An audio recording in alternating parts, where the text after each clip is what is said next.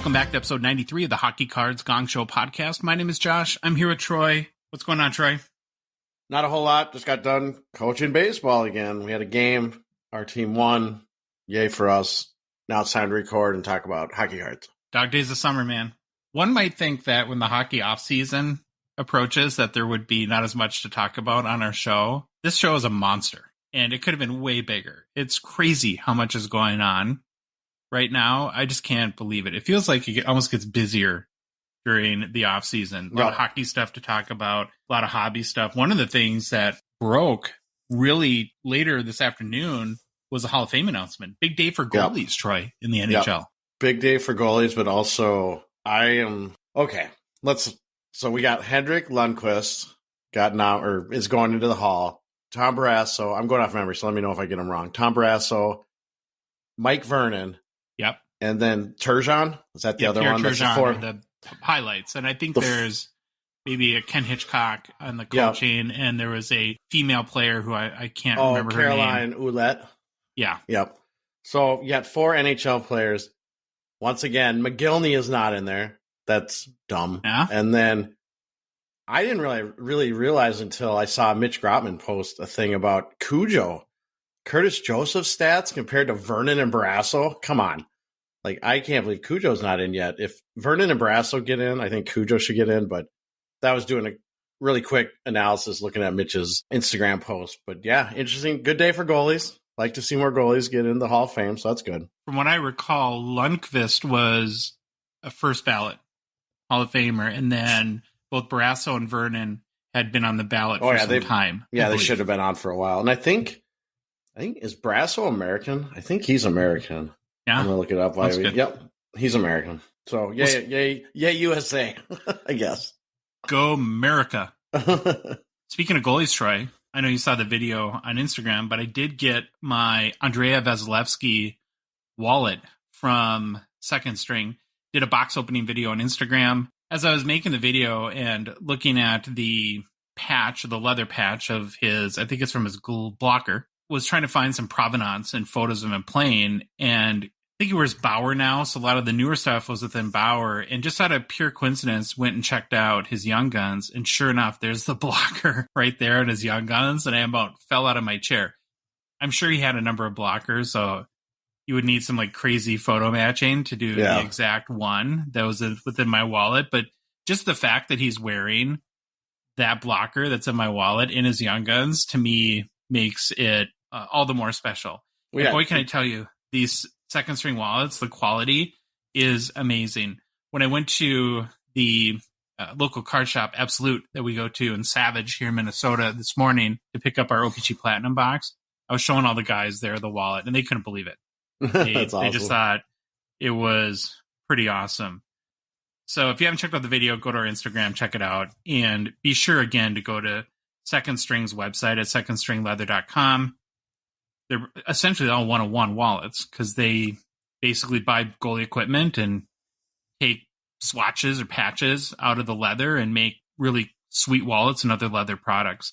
Also, too, remember that if you use the code GONGSHOW15, you can save 15% off your purchase. And I believe that that's on top of any clearance items, too. So you can get some really good savings right now. But thank you to them again for the wallet making such great products. Absolutely love it. And I'm almost afraid to use it. It's like I don't want to. Wallets take a little bit of a beating, and I'm sure it'll actually. We heard from people that have had their wallets for a while and say they're still in amazing shape. But I kind of feel like it's almost like I want to protect it, like I want a top loader for my wallet or something like that, if that makes sense. Really quickly too, before we get started, just a reminder that the Hockey Cards Gongshow podcast is a Patreon podcast. That means that we rely on support from listeners like yourself to help us cover our expenses, produce more and hopefully better hockey card content, and fund initiatives to grow the hockey hobby in even a small way.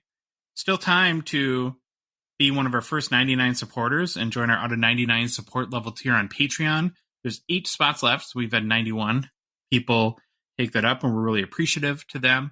Not only do you support our show, you get access to the Gong Show Discord server. There was a lot of great dialogue today about O-Pee-Chee Platinum and comparing it to other new releases, so it's kind of fun to follow that. Super easy to do, Troy. All you got to do is go to our website, hockeycardsgongshow.com, and search, or there's a Become a Patron link on our website. If you go to the Patreon website at patreon.com, and then you would search for Hockey Cards Gong Show. There's also a link in the show description for whatever podcast app you're listening to us on right now. And then finally, in our TikTok and Instagram profiles and our link tree, there's a link there. All right, Trey, you ready for the game plan? We got a lot to get through. Yeah, on today's show, we begin with the greatest NHL player to wear number 93. Then we take a look at the 2022-23 biggest hockey hobby bust. This is followed by a current look at hobby news. Next, in honor of National Indigenous Peoples Day in Canada on today, that we are recording June 21st, we have a fantastic interview with Naim Cardinal and take a look at the history and impact of Indigenous players on the game of hockey, and also talk about hockey cards as well. I will say this, I learned so much. I think, Josh, you did too in this interview, and we really hope all our listeners learn a lot of good information as well. We finished the show with new product releases and listener mailbag. All right, we're at number 93. Josh, the greatest NHL player to wear number 93. Per the Hockey Writer's greatest player to wear each number article is Doug Gilmour. I could have guessed that one. I think a lot of people got that one right. All right, he's a center from Kingston, Ontario.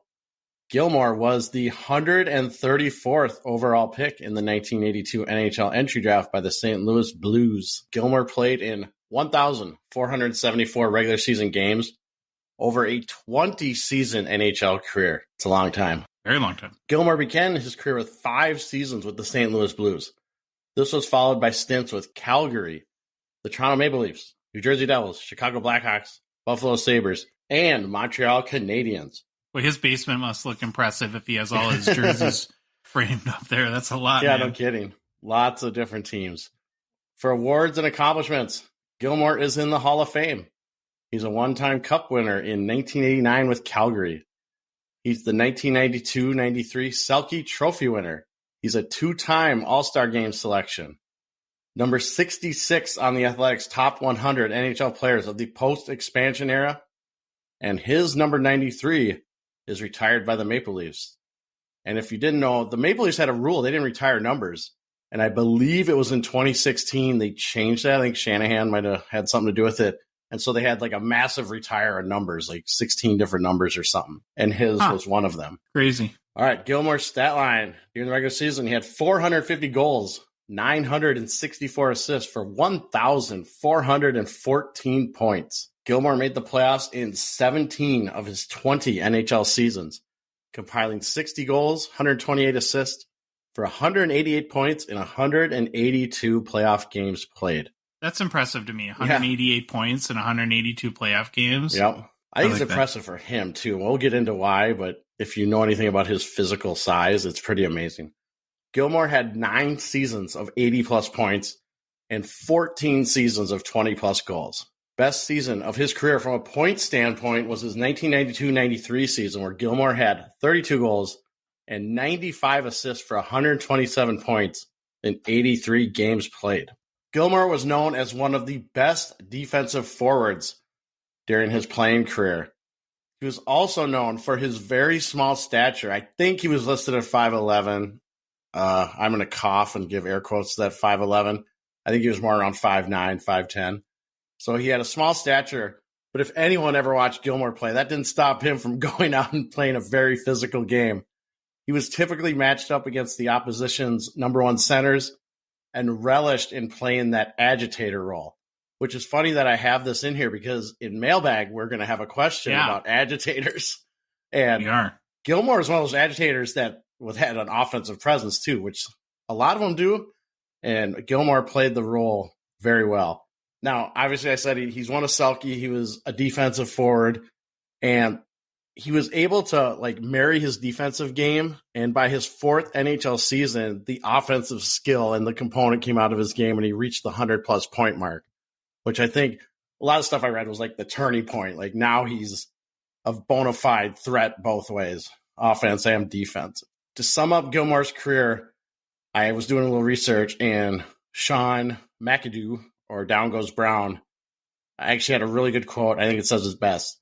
Gilmour was a very good player for a very long time for a very long list of NHL teams. but for a couple seasons in Toronto, he became something more. So I'm not going to go into this, but if you read about Gilmour and the big trade, and I'll mention the trade in fun facts, when he got traded from Calgary to Toronto, a lot of people and a lot of pundits say that basically saved Toronto and that franchise. That franchise was in the doldrums, like was just miserable, bad ownership, bad management, and then Gilmour comes in and kind of turns things around. Do some more reading up on that if you want to know about it. If you really want to know a lot about it and you have a subscription to The Athletic, their profile of his top 100 players in the NHL expansion era, it's mostly all about that trade. So it's a lot of good information. After his NHL playing career, Gilmour held various positions in the Maple Leafs front office and also had coaching stints in the AHL and OHL. All right, it is fun/interesting fact time. All right, why does he wear number 93? I found it. Took a while, but I found it. He was number 39 in Calgary, and when he was dealt to Toronto, he had his number flipped to number 93. I think 93 is better than 39. Yeah, 93 is cool. And that was another thing when he got traded to Toronto. Guess who the old stodgy Toronto Maple Leafs, they weren't ready to have a number 93. They originally issued him number 14. And he was like, nope, I'm not going to wear that. So he got him to relinquish on the 93. All right, I got two stories about his nickname. I found actually two stories. I don't know which one's true. They're kind of similar, but I'll let the listeners decide or someone tell me that one of these is a wives' tale. First story. Gilmour was nicknamed Killer by a Blues teammate, possibly due to him having the same last name as serial killer Gary Gilmour, though others have attributed it to his physical style of play despite his small stature. Okay, that's the first story. Second one is teammate Brian Sutter began calling Gilmour Charlie after Charles Manson in reference to both his mean style of play and apparent resemblance to the serial killer. It morphed into Killer, a nickname Gilmour retained throughout his career. Either way, he's named after a serial killer, I guess. Pick your poison on that one. Pretty dark. Yeah, it is pretty dark. All right, on December 19th, 1987, Gilmour became a part of history 2 seconds. I don't know how this is possible. 2 seconds after Ken Linseman scored for Boston, Gilmour responded for St. Louis as the pair combined to set a record for the fastest 2 goals in league history at 2 seconds. He must have shot it from the blue line. He must. I mean, he'd face-off dump in, and it went in. Yeah. The one guy scored for Boston and Gilmour for St. Louis.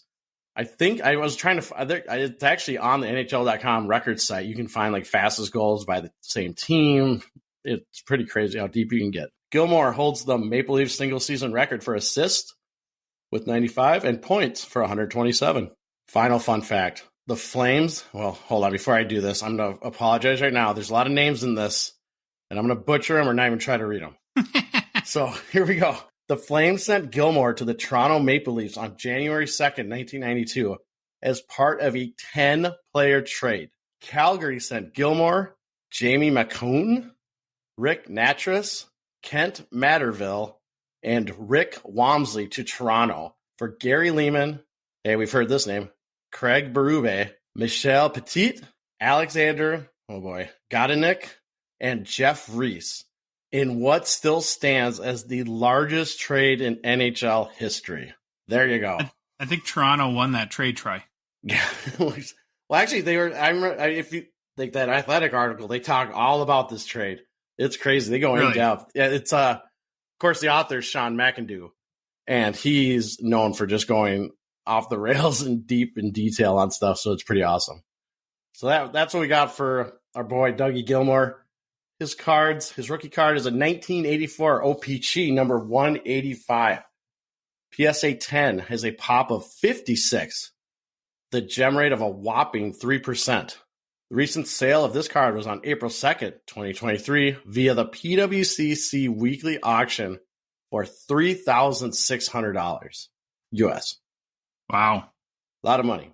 Now, the BGS 9.5 has a pop of 103 with a gem rate of 24%. However, last sale I could find for this thing was in December of 2022 via eBay for $416 US with 210 subgrades. That 3,600 sale, I mean, it's PWCC and it's verified.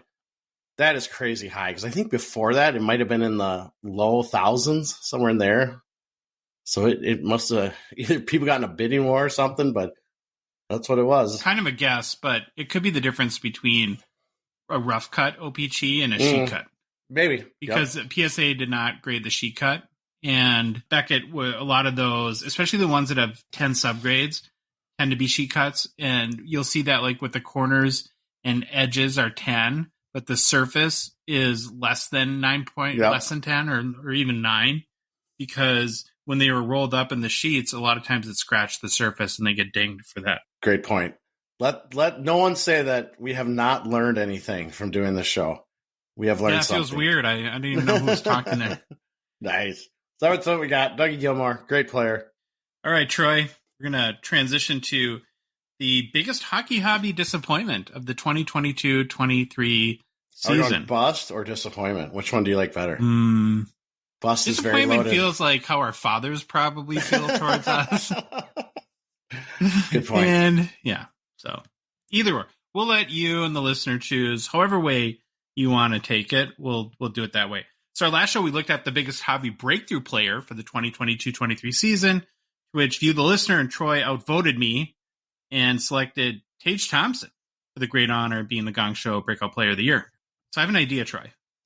Oh. You know how in The Office, Michael Scott had his annual Office Awards? Yes. The Dundies? Yes. What if we called our annual awards the O'Reillys? It has to be. What other name is there? It's got to be the O'Reillys. It would have to be the O'Reillys. Okay. We'll find a way to work that in. All right, we're back at it again. We're going to swing the pendulum over from the positive to the negative and talk about our biggest hobby disappointment. Might be one of the more controversial ones. I don't know. People tend to, I guess, understandably get bent out of shape when you dog their PC player or someone that they've spent $3,000 on rookie cards, expecting them to be the next best thing. So nothing personal, guys, with this. It's just our take on it. I also think it's important to point out before we get into this too, that we're not saying these guys are bad hockey players. The point we're trying to make through this exercise is that compared to what their hype and expectation was within the hobby, that they've, through their performance, have been a disappointment. Mm-hmm. But yeah, they can still be good hockey players. So I came up with 4 candidates. First off, I'm going to run through them and you're going to let me know if you agree with the 4 that I picked, that, or if there's any snubs or anyone you think should not be on this list. So number 1 is our good old friend, Alexis Lafreniere. Second candidate is your guy, Trey, Mo Sider, and then Quentin Byfield and Jonathan Huberdeau. Do you think that's a good candidate list? I actually think that's a good list. I think I would have said all 3. I would have forgot Huberdeau. That's just me, though. Sure. But yeah, when you have that big drop off like he did, he definitely deserves to be in there.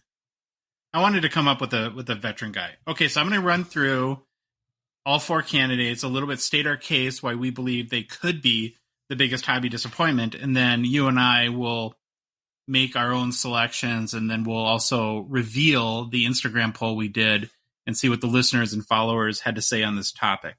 So we'll start with Alexis Lafreniere, the 21-year-old Rangers forward who was selected number 1 overall, Troy, in the 2020 NHL entry draft.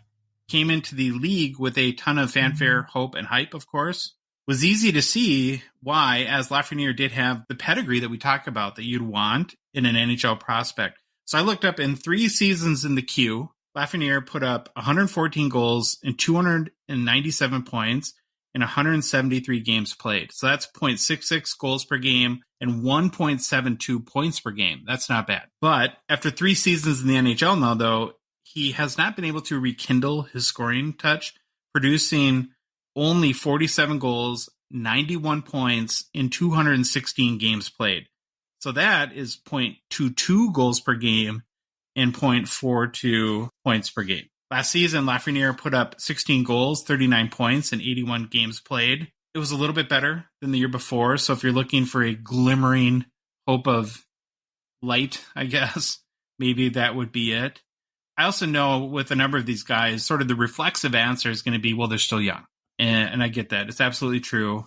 I think the point we're making with all of them again is to this point, and specifically Lafreniere, given his draft status and hype, I don't know how you could say this past season and his career so far has not been a pretty big disappointment. I'll give you one more point of context to illustrate this a little bit more.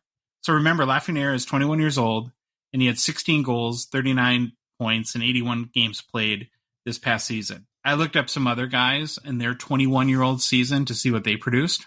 Tim Stützle, who's the third pick in the 2020 NHL entry draft, also 21, had 39 goals and 90 points, compared to 16 goals and 39 points. Jack Hughes, who was the number one overall pick the year prior, had 26 goals and 56 points in only 49 games played, because remember, he had a shoulder injury in his 21-year-old season. So almost a point per game when he was 21. And then J-Rob, with the 39th overall pick in 2017, had 17 goals, 45 points, and 51 games played when he was 21. I could go on, but it's pretty hard to make the case that Lafreniere has met expectations. Any points you want to add on Lafreniere or thoughts? I will say there's a couple things. One, I felt it was very interesting recently when I've started listening to more, we'll say, podcasts or news stories by NHL guys, that a lot of them are now starting to call Laffy a bust, which I think for those guys is a pretty big deal. However, I think they, like you said, we're just going off of what's the hype and where they're at now. I'm not ready to write him off as a complete bust, but it's definitely not trending good right now. But to have hope, Rangers just hired a new coach. They hired Peter Laviolette. I know I can get that one out. And I actually like Laviolette a lot. I've actually met him and talked to him at some USA Hockey stuff. And I think he's an excellent coach. Hopefully he can figure it out, get Laffy playing good, well. But right now, yes, he is definitely a nominee for being the hockey's biggest bust this season for the hockey hobby. All right, we're going to move on to the next guy, Mo Seider. When 2021-22 Upper Deck Series 2 was released and his Young Guns was included in there, collectors went nuts for him, and rightfully so. He had a great rookie year, which he capped off by winning the Calder Trophy. In his rookie campaign, Troy, Seider scored 7 goals, added 43 assists for 50 points in 82 games played. This past season, though, Seider definitely took a step back from a points production standpoint, tallying 5 goals, 37 assists for 42 points in 82 games played. Now, from everything we heard and read, it sounded like he had a solid season defensively, which is great. But the hobby doesn't chase defensemen who have solid seasons defensively. The hobby rewards offensive production. And sometimes they don't even do that for defensemen. Hello, Roman Josi. It seems like we want point-producing offensive defensemen in the mold of like a Cale Makar. And here's a theory that I've developed on Seider that I don't think I've mentioned yet, and I'm curious to see if you think I'm on something or on something. Here, Troy.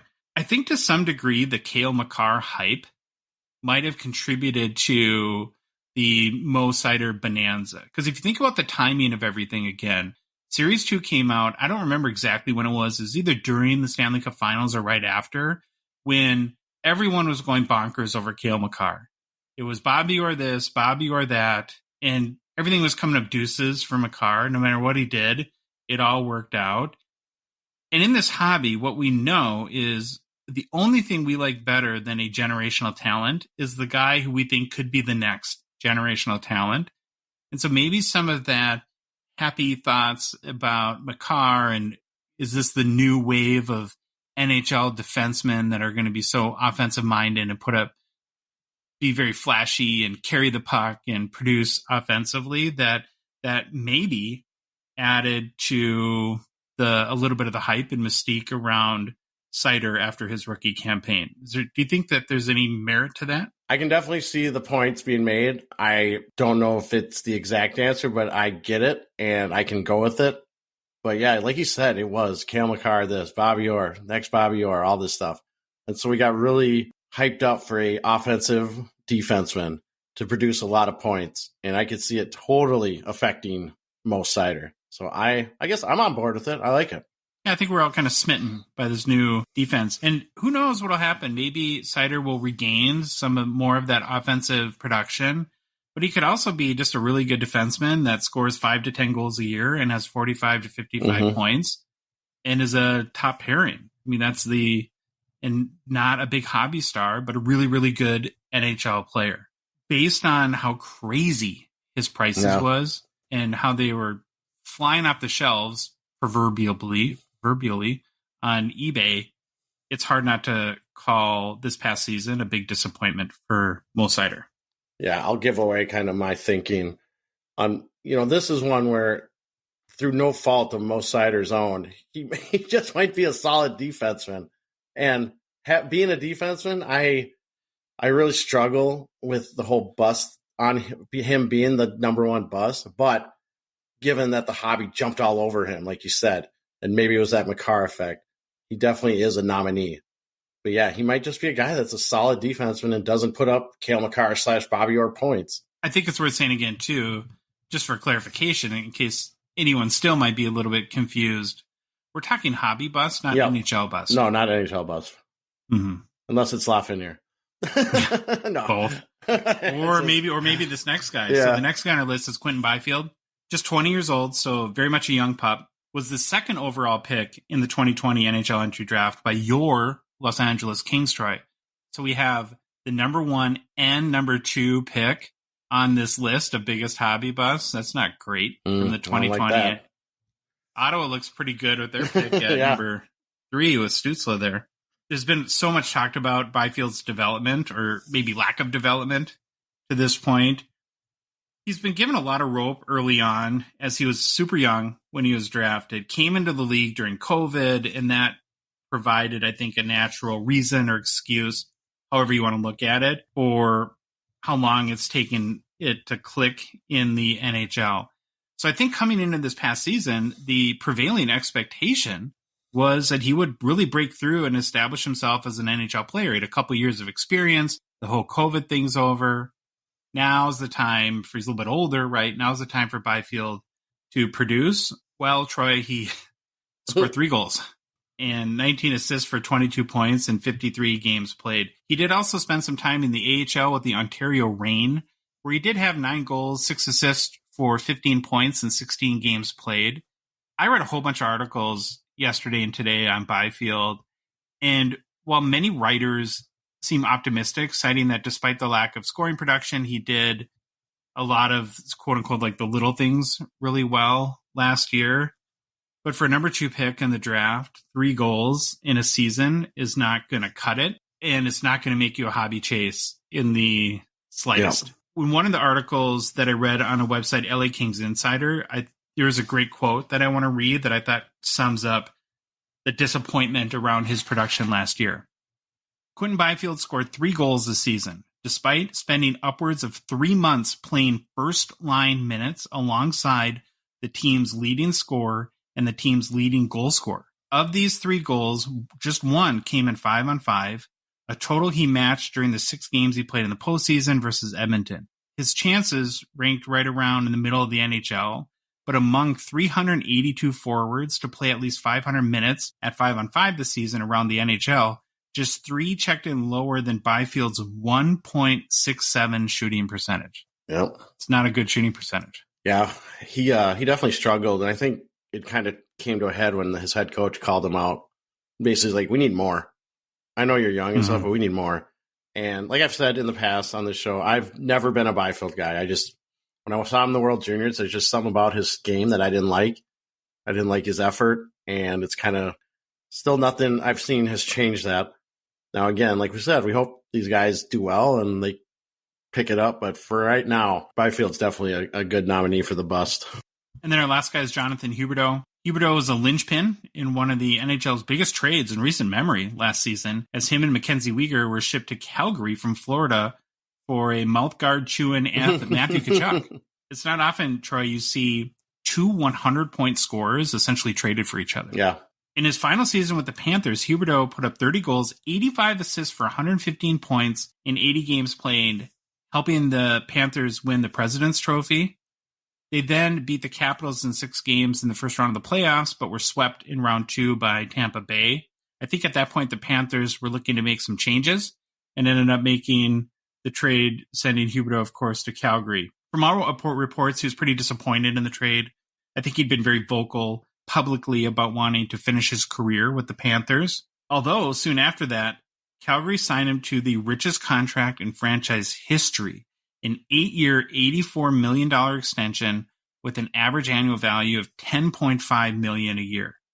So Troy, he's fresh off a 115-point season, has a huge new contract. What could possibly go wrong? Everything. On his first season with the Flames, his production dropped to 15 goals, 40 assists for 55 points. It was Huberdeau's worst season since 2014 when he had 54 points.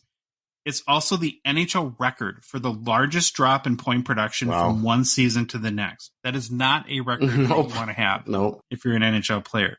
I'm not plugged in or have kept tabs enough in the situation in Calgary to know what exactly the issue was. Maybe the system that Sutter had, or the chemistry, or just the shock of the trade and the new environment really weighed on him. Who knows? Or if he was injured a little bit, but that's a crazy drop in production. And then, of course, to rub salt in the wound for Flames fans, Tkachuk is incredible. Has this massive breakout season with Florida, leads them to the Stanley Cup Finals. And you have Huberdeau, who you just paid all this money to. That was terrible. And when I was looking him up, Troy, I saw a few articles that were speculating how Calgary could possibly trade him and get out of that contract. Wow. Oh, it's year one. Well, they could get out of it, but I guarantee they'd have to eat some of it. They'd have to. Sure. No team's going to be dumb enough to take all that. And who knows, though? They got a new coach coming in, Ryan Huska. I just looked him up. Seems like a young guy, up and comer. So hopefully maybe that helps Huberdeau break out of that slump from last year. Jerome McGinley joined the front office, so maybe he'll get the good vibes going in there too. Okay, our 4 candidates are Laffy, your guy Mo, Quentin Byfield, and Jonathan Huberdeau. Troy, are you prepared to hand your O'Reilly for the biggest hobby disappointment in the 2022 season? Who are you going to vote for? I'm throwing my O'Reilly award at Alexei Lafreniere. I think he's a well-deserved winner of this award for this year. I don't think there's much argument that he should be the winner. That's who I'm giving the O'Reilly for biggest hockey hobby bust of 22-23. I think I have to go with Laffy as well. There's been so much hobby hype, and collectors have shelled out Troy huge dough for his cards. Here's a couple data points that'll make you cringe. Card Ladder shows the all-time top Laffy sale is $10,500 for one of his Young Guns high gloss, BGS 9.5, but also lists an astonishing 84 individual card sales for more than $1,000. Wow. This is a guy who scored 16 goals. Yeah, when you were talking, I pulled up his Young Gun chart, his PSA 10 Young Guns. And hey, this is coming from a guy who bought a Kaprizov at like $700. So I get it. But that thing was up around the $1,100 range or $1,050. And you look at that chart, and it is just a straight downward line to a current value of around $89. Oh, so I've been there. I know the pain. Since we both voted Laffy, it's a little bit of a formality, but we do need to throw in the listener and follower vote. We did an Instagram poll once again, laid out our 4 candidates to win the O'Reilly for the biggest hobby disappointment in the 2022-23 season. Again, the choices were Laffy, Mo Seider, Quentin Byfield, and Huberdeau, and it was a landslide. Lafreniere won with 61% of the vote. Probably one of our biggest landslide polls we've ever done, Troy. Followed by Huberdeau with 22%, Quentin Byfield with 11%, and Mo Seider with 7%. Sounds right. I agree. There you go. I agree with all those. Okay, we need to make a quick Slab Sharks mention. Slab Sharks, of course, is a Gong Show partner and sponsor. We'd like to thank them from the bottom of our hearts for supporting our little show. Remember, their weekly auction ends tonight, as it does every Thursday. Head over to slabsharks.com for a link to the auction. See the awesome selection of hockey cards and place your bids. And if you did happen to miss the end of this week's auction, don't worry. Their new auctions kick off as soon as the current ones end. So you can go ahead and see what new cards they have for you to bid on. If you're a Canadian card collector and are looking to convert some of your collection to cash, we'd recommend checking out Slab Sharks' eBay consignment services. You might ask why. Well, they make it easy by basically doing all the work and tackling all the hassles like listing your cards, answering buyer questions, hunting down payments, and shipping the cards to the buyers. Your cards also will get listed in their very popular and growing weekly auctions that include buyers in the US and Canada. So yes, they do ship to the United States. Once again, head over to slabsharks.com for complete information and payout rates on their consignment services. We're going to jump into hobby news, Troy, and we could have had about 70 stories. Lots of hobby news. Breaking, my notifications were going off left and right every time this last couple days on new stuff. We need a breaking news sounder. Okay, the first story I'm calling is the CSG. God, don't even ask me about this. I'm so done. I just grading. Ugh. This is where I'm going to get annoyed. Just warning you and everybody else. So CSG or CGC had been touting a major announcement for a couple weeks now. Yep. Major announcement coming out on June 20th. Basically, it appears that they're going to be consolidating their PGC card grading brand CGC and their sports card brand CSG into one brand that'll have one holder under the CGC brand. I'm already annoyed. This is stupid, right? So they're just consolidating their brand, and they're updated their holder a little bit. All cards will have a 10-point grading scale, with gem mint being a 10. Yeah, but now, do you get into the whole 9.5s? All the 9.5s now become 10s. Yeah. And what? Okay. If you have a card in one of the old holders currently, you can have it reholdered with a new label for $5 a card until September 30th, 2023, provided the value of the card is less than $10,000. Why? Why does it have to be less than $10,000? I know. Just ridiculous. Because it's their way to charge you more money for it. Here's what I'll say. From their perspective, it's probably smart to consolidate brands because the less confusing you are of your customers, generally the better your message gets related or received by your target audience. But this whole, again, acronym Olympics, where CGC, which stood for CGC Trading Cards, combining with CSG to become CGC Cards, is so confusing that it kind of feels like it's much to do about nothing, to be honest. Yeah. I'm also not a fan of when companies tout huge announcements, and the announcements are basically they're fixing a marketing problem. If you're going to, that ultimately we as a customer shouldn't really care about. If you're going to have a big announcement, make it around something that enhances your service or delivers more value to your customer, not just we're attempting to make our brand less confusing. So I think that they missed the mark there a little bit. That's the scoop. I don't know. You got any other thoughts on it? The only other thing I think is now they become, by the combining, they become the net number 2 grader by volume.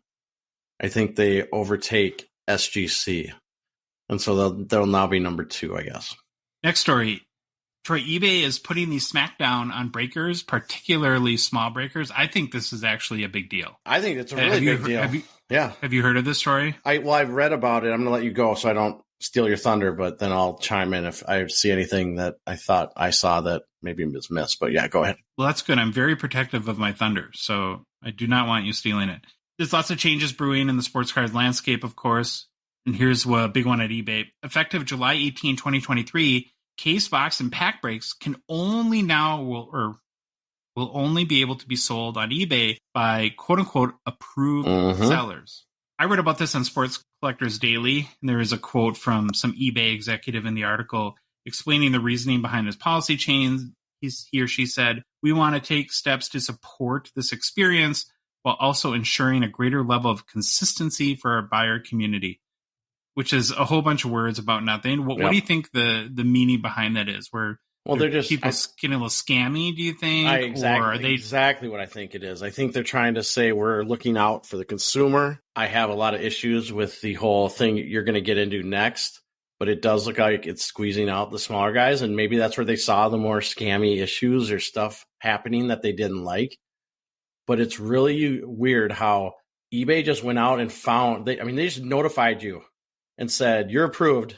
No one applied or anything. You're approved now for being a breaker. And some people got a notification saying, coming up in the end of July, you're out. You can't sell any breaks or hobby boxes or whatever they're doing. That's the part that makes you think that they're also trying to use this as an opportunity to cater to bigger accounts or bigger breakers. Because just as you said, there's really no way to apply to get that quote-unquote approved seller status. eBay is just notifying you basically whether you're in or out. So the small breakers are going to feel the squeeze here in a pretty big way. I don't know if you had the same thought too, but when I read this, it brought me back to when you and I really in earnest started collecting and getting serious about cards. Some of the first breaks we did were off of eBay and buying spots. Yep. There's a part of me that doesn't really love this because I kind of like doing that. And they have their seller rating system. Yep. So I don't understand how that can't prevent or help police people that are acting in nefarious ways. Yeah, so I'll say this. I understand it's eBay. They can do whatever they want. It's their platform, whatever. However, I think it's really bad that you won't let people apply. If you're worried about people being scammy or some bad business, what if you have some apply system where you got to meet standards and all this stuff? And again, you have the rating system. I just don't like how this is going down. I think it's limiting competition. Competition is always good. I think competition among breakers is good. This does not sit well with me. And maybe it's because eBay didn't give enough reason why they're doing it. It's just that quote you read is a bunch of gibberish. So it feels like there's a motive behind the move. Yeah, agree. And it's to weed out these small-ish breakers. The part of this that really bothers me is one of the things I really love about this hobby is how entrepreneurial it is. How anyone can create a card business. You can set up at card shows. You can do breaks on Facebook or eBay or anything of that nature. And it just feels like eBay is limiting the ability for people to get off the ground, right? Because they're going to cater and they're going to rig the game to only benefit the biggest accounts. And this wasn't in our notes, Troy, but I don't know if you saw the news today by Top/Fanatics and how they have a new agreement that they're making all their card shops sign, which basically says that going forward, they're only authorized to sell boxes to people that walk in their shop. They can't sell online and they can't break. So they're not going to let card shops do. So again, and so I think that these stories are almost related. Yeah, I think there's lawsuits coming. That's all I'll say. All right, we're going to move on to the next story. The Philadelphia Flyers, Troy, unveiled new jerseys for the 2023-24 season. They're not a radical change. No. The change, quote unquote, is they're reverting back to the burnt orange color from the 80s and 90s. I'm sure this is a very emotional time for all Flyers fans like yourself, Troy. I'll throw the mic to you to get your thoughts, as I'm sure you have just tons to say on this. I got tons. Here's my thoughts. I read, I think, a couple of pressers and saw some pictures. I didn't see Gritty in any of these. How do you not have Gritty showing off your stuff? Maybe I missed it. Now, is he burnt orange now? He is burnt orange. That thing's burnt all the way to crisp. True. All right, here's what I'm going to say. I guess it's burnt orange, all right? I guess it's a new orange color. And I just got to read this quote. This new era of orange is all about honoring our franchise's storied past while writing an exciting new chapter of Flyers history. That's from Comcast Chairman and CEO Dan Hilferty, noted in a news release. He said that Tuesday. These new uniforms represent that sentiment perfectly, with details to honor previous eras paired with a fresh, modern design. I'm glad the marketing person wrote that in very marketing speech. You know what that's code for? We're going to really suck this year. So Fire jerseys. We're going to try anything to distract you. We're going to go back to burnt orange. Yeah, going back to burnt orange. And we need you to spend money on something. So please buy the jerseys. So the new orange, I said, I guess it's a darker orange, more reminiscent of the 80s and the 90s jerseys. Now, personally, I've always liked the orange, black, white color palette. And fun fact, the city we live in, the youth teams in high schools have the same color palette as the Flyers. So it's a little very true. I got a little place in my heart for that color palette. But go Flyers! Get all you Flyer fans, go buy our new jerseys. Support them. I do like their colors better than our wild colors. Oh yeah, wild colors are terrible, especially the names. Forest green. Everything's got like the northern forest stuff. It's meh. Want to do a quick update on the huge Ovechkin sale from the Goldin 100 that was a public record sale amount for any Ovi card when it sold for $182,400 US. We talked a lot about it on our last show, making it really one of the most valuable hockey cards to ever sell publicly as well, too. when we posted the sale to our Instagram, we got tons and tons of feedback and interaction with that. So that was great to see. We also heard from a friend of the show that had been contacted by Troy, an Ovechkin mega collector who goes by the Instagram handle Ovechkin the Great 8. The 8 is a number, not spelled out. And if you are an Ovi fan, you should go follow his account. His cards are insane. One of them on there, I think it's the first card he ever posted, is the 1/1 Shield Auto from 2005 wow. The Cup Ovechkin. That's probably worth a few dollars. Yeah, that's like the Grail, right? Isn't that probably the Grail Ovechkin card right there? Yeah, it's a 7-figure card. Yeah. It's got to be. So anyways, he supplied a photo of the exact Cup RPA. That was a PSA 10 when it sold at Goldin for $182,000 that had previously been in a BGS 9 holder. So it went from BGS 9 to PSA 10.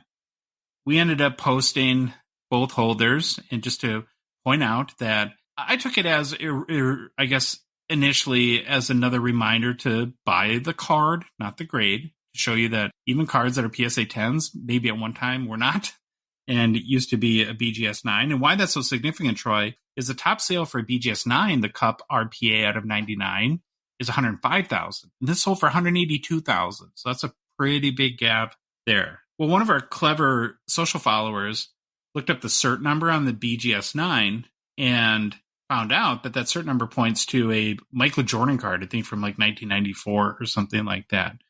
So then I was really confused and went back to our contacts and found out, I didn't know this, that if you do crack a BGS or card in a BGS holder and send the label back to BGS, they'll basically remove that from the certification and population, which I think makes sense because as a lot of people try to regrade cards, you don't want to, and if you left all the cert numbers in place, you could have 300 different certifications for a card eventually out of 99, and that's not a great scenario. Yeah, we've seen either. that. We've seen where there's 105 graded copies of a card that's out of 99. So getting back to Ovechkin collector, Ovechkin the Great 8, we actually had a phone conversation, and he was a great guy, had lots of fantastic information, and said that he had not only held the BGS 9 in his hand at one point, knew the story of who and how and why and where it became a PSA 10.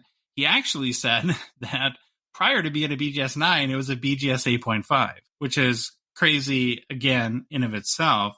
And yet another reminder to buy the card, not the grade. So just kind of a crazy story and a lot, I think, to think about and unpack there, but wanted to give just everyone an update on sort of the additional information that we found out about this card and the sale, and want to thank again for being generous with this time and filling us in on some of the information gaps. So what do you think about all that stuff?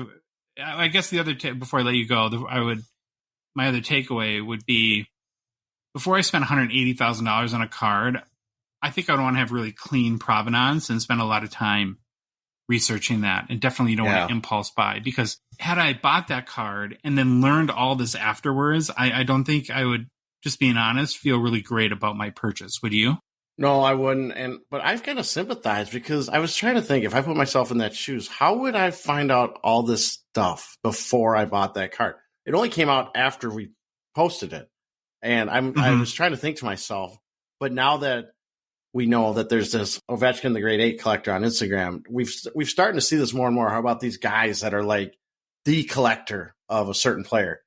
Now we have names and stuff, so if this comes up again, we can kind of do this stuff. But I kind of sympathize with the buyer. But yes, do your due diligence. Try to figure out what's going on with it, because that's a lot of money to spend on a card, and then for all this stuff to come out.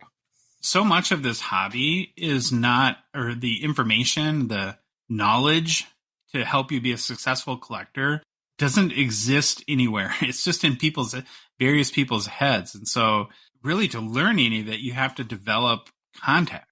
And through our show, we've been able to that's the only reason why we're able to have these conversations. But yeah, just like you said, I don't know how you would possibly know this because it's like one guy who happens to be a crazy big Ovechkin collector knows anything and everything about that. And then there's a Crosby collector and a Kaprizov Young Guns collector like yourself. Yeah, I'm the expert on what not to do with Kaprizov. Okay, we have one more story in hobby news, and I'm going to be honest, it's a self-serving. For our benefit. Yeah, it's just for our benefit, because I just want to do it. So there's a video posted to the Wild social media account with former Minnesota Twin catcher and former MLB MVP Joe Mauer. Troy laced up the skates in an effort to promote the Wild's upcoming charity event, Crazy Game of Hockey, which is scheduled to be held July 7th through 8th. It looked like a controlled scrimmage. Mauer was doing some drills. Well, apparently he had 7 secondary assists in this scrimmage, and the Wild immediately signed him to a 6-year deal, $9 million average annual value, allowing the Minnesota sports legend to pick up where he left off, where he was last a $25 million a year Twins player that only hit singles. Wow. This is something you only get if you're from Minnesota. Yep. It's not going to make any sense to anyone else. So the Wild are blowing through the cap just to sign Mauer. I love it.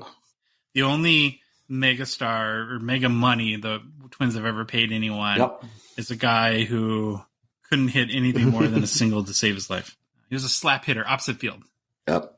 We had the great honor and privilege to chat with Naim Cardinal the other day regarding his personal collecting experiences and collecting NHL players with Indigenous heritage and the work he's done with Upper Deck to generate awareness for Indigenous players and produce a cool and unique set of cards around that. So we're going to roll the interview now, as Troy talked a little bit about your game plan too. And we really hope you enjoy our conversation with Naim Cardinal. All right, we want to welcome to the show and are very grateful to have Naim Cardinal on to talk about National Indigenous Hockey Month, which is going across Canada the month of June. And the 21st is also the National Indigenous Peoples Day.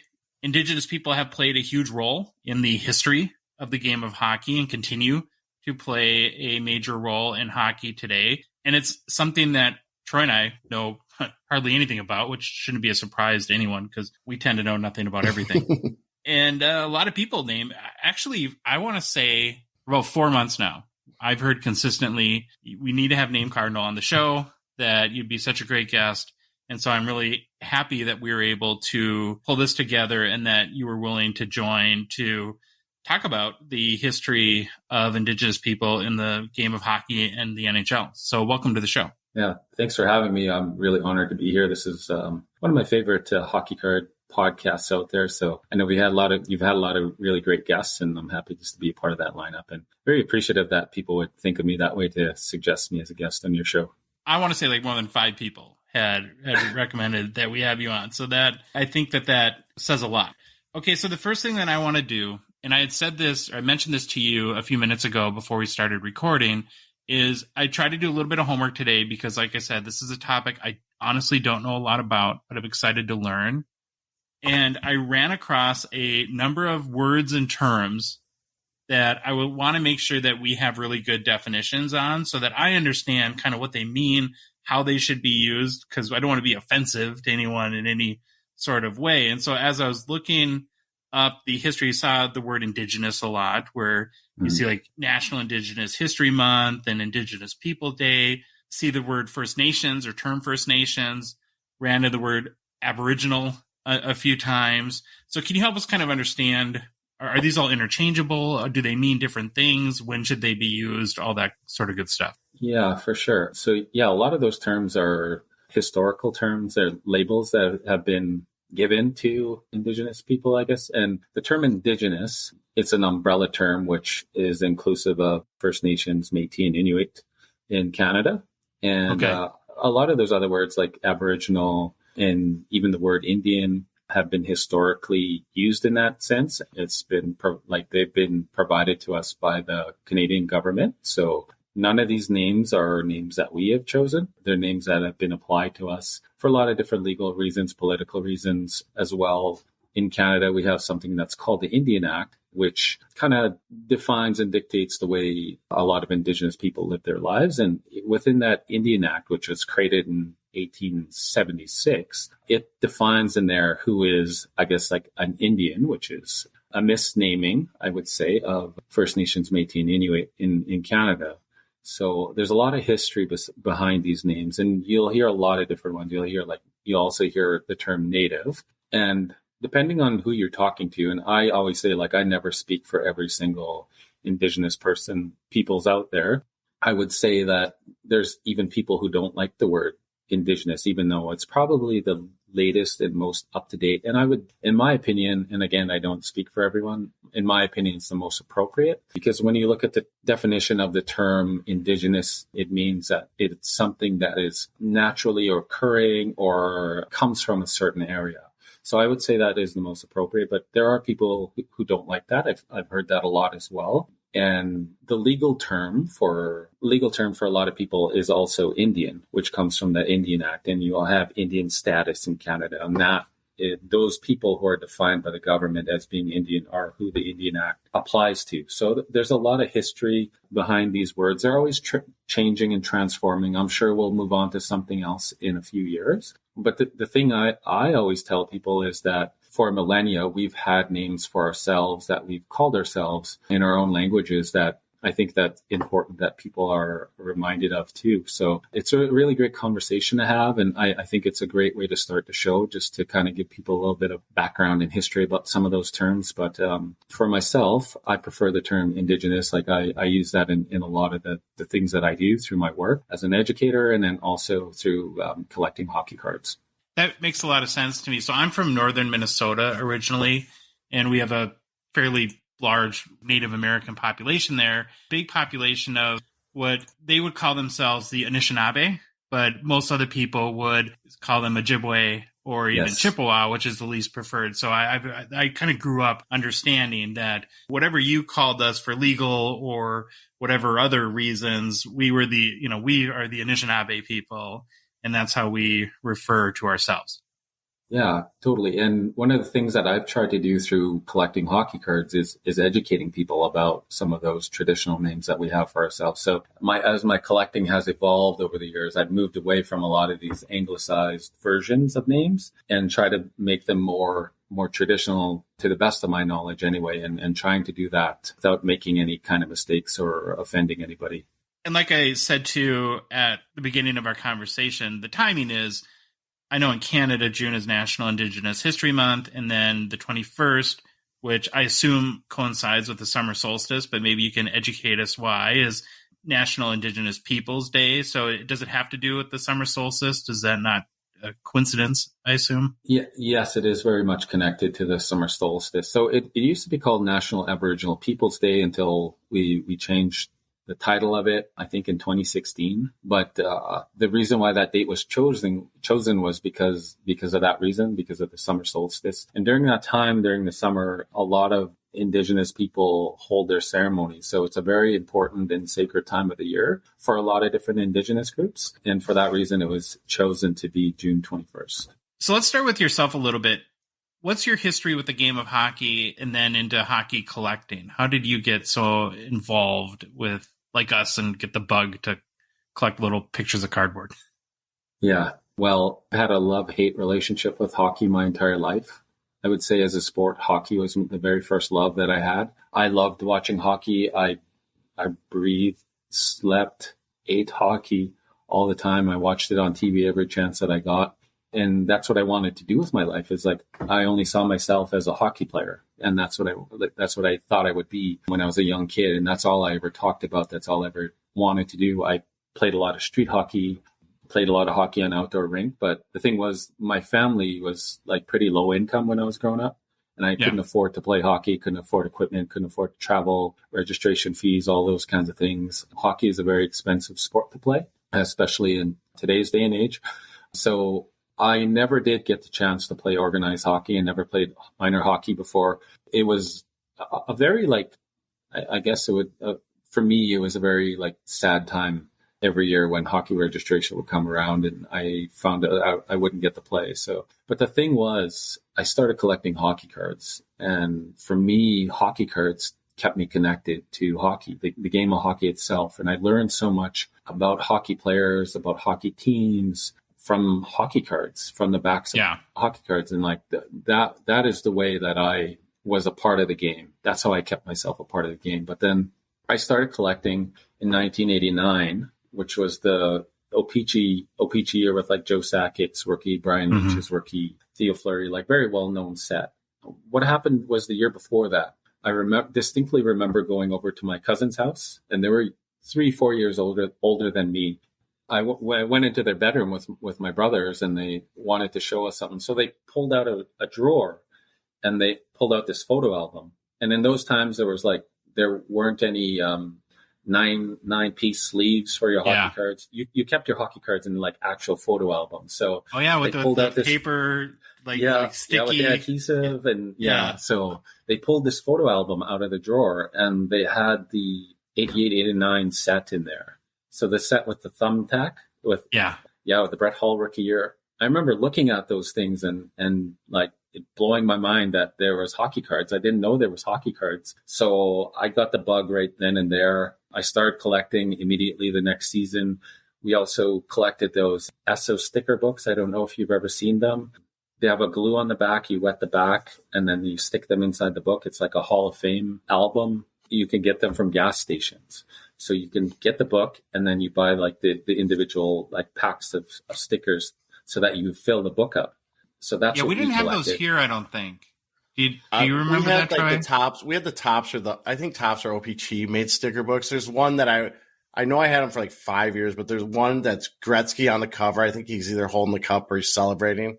That's the one I remember having as a kid. But I do remember going to the quarter drugstore and getting the packs of stickers, running home, and then opening up and getting sad that duplicate. Nope, here's a new one.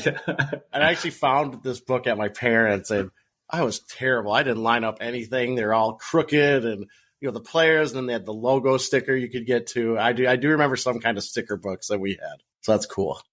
Did you have a team that you followed at that time or loved, or players that you were following or that were your favorite? Well, I loved Wayne Gretzky. Wayne Gretzky was my hero. So when he was on the Oilers, I followed the Oilers. When he went to LA, I followed him to LA.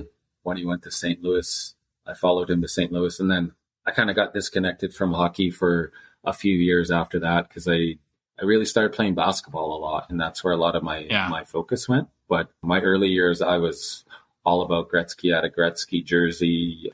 I had his cards. Yeah. So that was a big part of me as a young kid, was being right into the game of hockey. So it seems like that you had the similar path that most of us did, where we collected when we were a kid, and then you get into early adulthood and you step away for a little bit. So when did you start getting back into the hobby then? Yeah. So I stopped collecting in 1994, and I remember stopping collecting because my older brothers collected as well. And then they moved out, and then they started like having jobs and not paying attention to hockey cards anymore. So I didn't have a whole lot of people to talk about it with. So I kind of lost my attention as well. I was like, at that time in 1994 was when I was starting my transition to playing basketball and focusing on other things. So I took a 10-year break, and then in 2004, I got back into collecting, and I've been collecting since then. And then had you always collected Indigenous players, or like when did that really start to become a focus for you and a niche that you gravitated to? So when I got back into collecting in 2004, I wasn't sure what I wanted to do. And like collecting to me at that time, like it had changed so much. And like, especially with the internet and the access to getting onto message boards, like Hobby Insider or the Beckett message boards, and like trading and buying and selling online was an unreal thing. And seeing all these cards that people were pulling, like I had to like spend a little bit of time trying to get like acclimated to the new like collecting world. So I was just buying like loose packs here and there and trying to get some like rookie pulls and stuff, and just like really honestly felt so excited to be back into collecting. And then meeting people and talking to people about the way they collected, and hearing that people do like sets, and they collect things like autographs or like game used pieces or player collected. I decided I was going to player collect. So when I got back into collecting, I wanted to collect someone who was young, someone who I was familiar with, someone who was up and coming, and someone whose cards I would really enjoy. So I started collecting, really focusing on Jay Bowmeister, who used to play for Florida in the in the Bermuda Triangle of of collecting. So makes them cheap. Yeah. You can shameless plug anything on our show. We will love it. So I collected him. I also collected a little bit of Jordan Tutu. And at that time, like Jordan Tutu was a rookie. I was in university. I was just kind of collecting with what little money I had, being a university student. So at that time, Jordan Tutu cards were like, he was one of the top tier rookies that year when he came in. Things changed over the years, but when he came in, he was one of the top tier rookies. I couldn't really afford a lot of his cards. So I would just buy like get low end ones, like just like base rookies and those kinds of things. But with Jay Bouwmeester, I was really focusing on trying to get every single card that he had. So I had like a few of his like auto rookie patches. Like I had his premier rookie, a lot of his autographs and jerseys, a lot of his junior cards, and just trying to like build a collection that way. But then I started switching from player to player. I remember I collected Rene Bourque for a while, who's also Indigenous. Yeah. And then I was kind of like over the years, like really unsure of what I wanted to do. Like I got out of player collecting. I was just buying boxes of cards, chasing rookies. Yeah. And it just wasn't for me. And I just decided there's a lot of pain involved in that. Yes, it is. It is. Like, yeah, I see some of your posts when you're going through your packs when you're ripping boxes. And I feel that. I definitely feel that. So in 2014, I was just kind of at a impasse with collecting. And I said, okay, well, I love collecting hockey cards. I still have the bug. I still love the game of hockey. I need to do something with this that's going to be really meaningful for me and something that's going to keep me engaged in collecting. So started doing a little research online and looking at some of the names of Indigenous players in the game of hockey. And I was like, you know what? I'm going to get a rookie card for every one of these guys. And it just kind of went from there. And it's just honestly like, cool. It's been unbelievable. And it has opened so many doors for me and like given me so many opportunities. I honestly don't believe that collecting hockey cards can do that for you. And it has. I think that's a cool story. And I want to hear more about it, but I kind of want to start going backwards, though, before really any of us, because this is something, again, that we talked a little bit before we recorded as well, where one of the great gifts that Troy and I have had in doing this show and being asked for me to partner with Jeremy in the PWCC is there's all these vintage cards.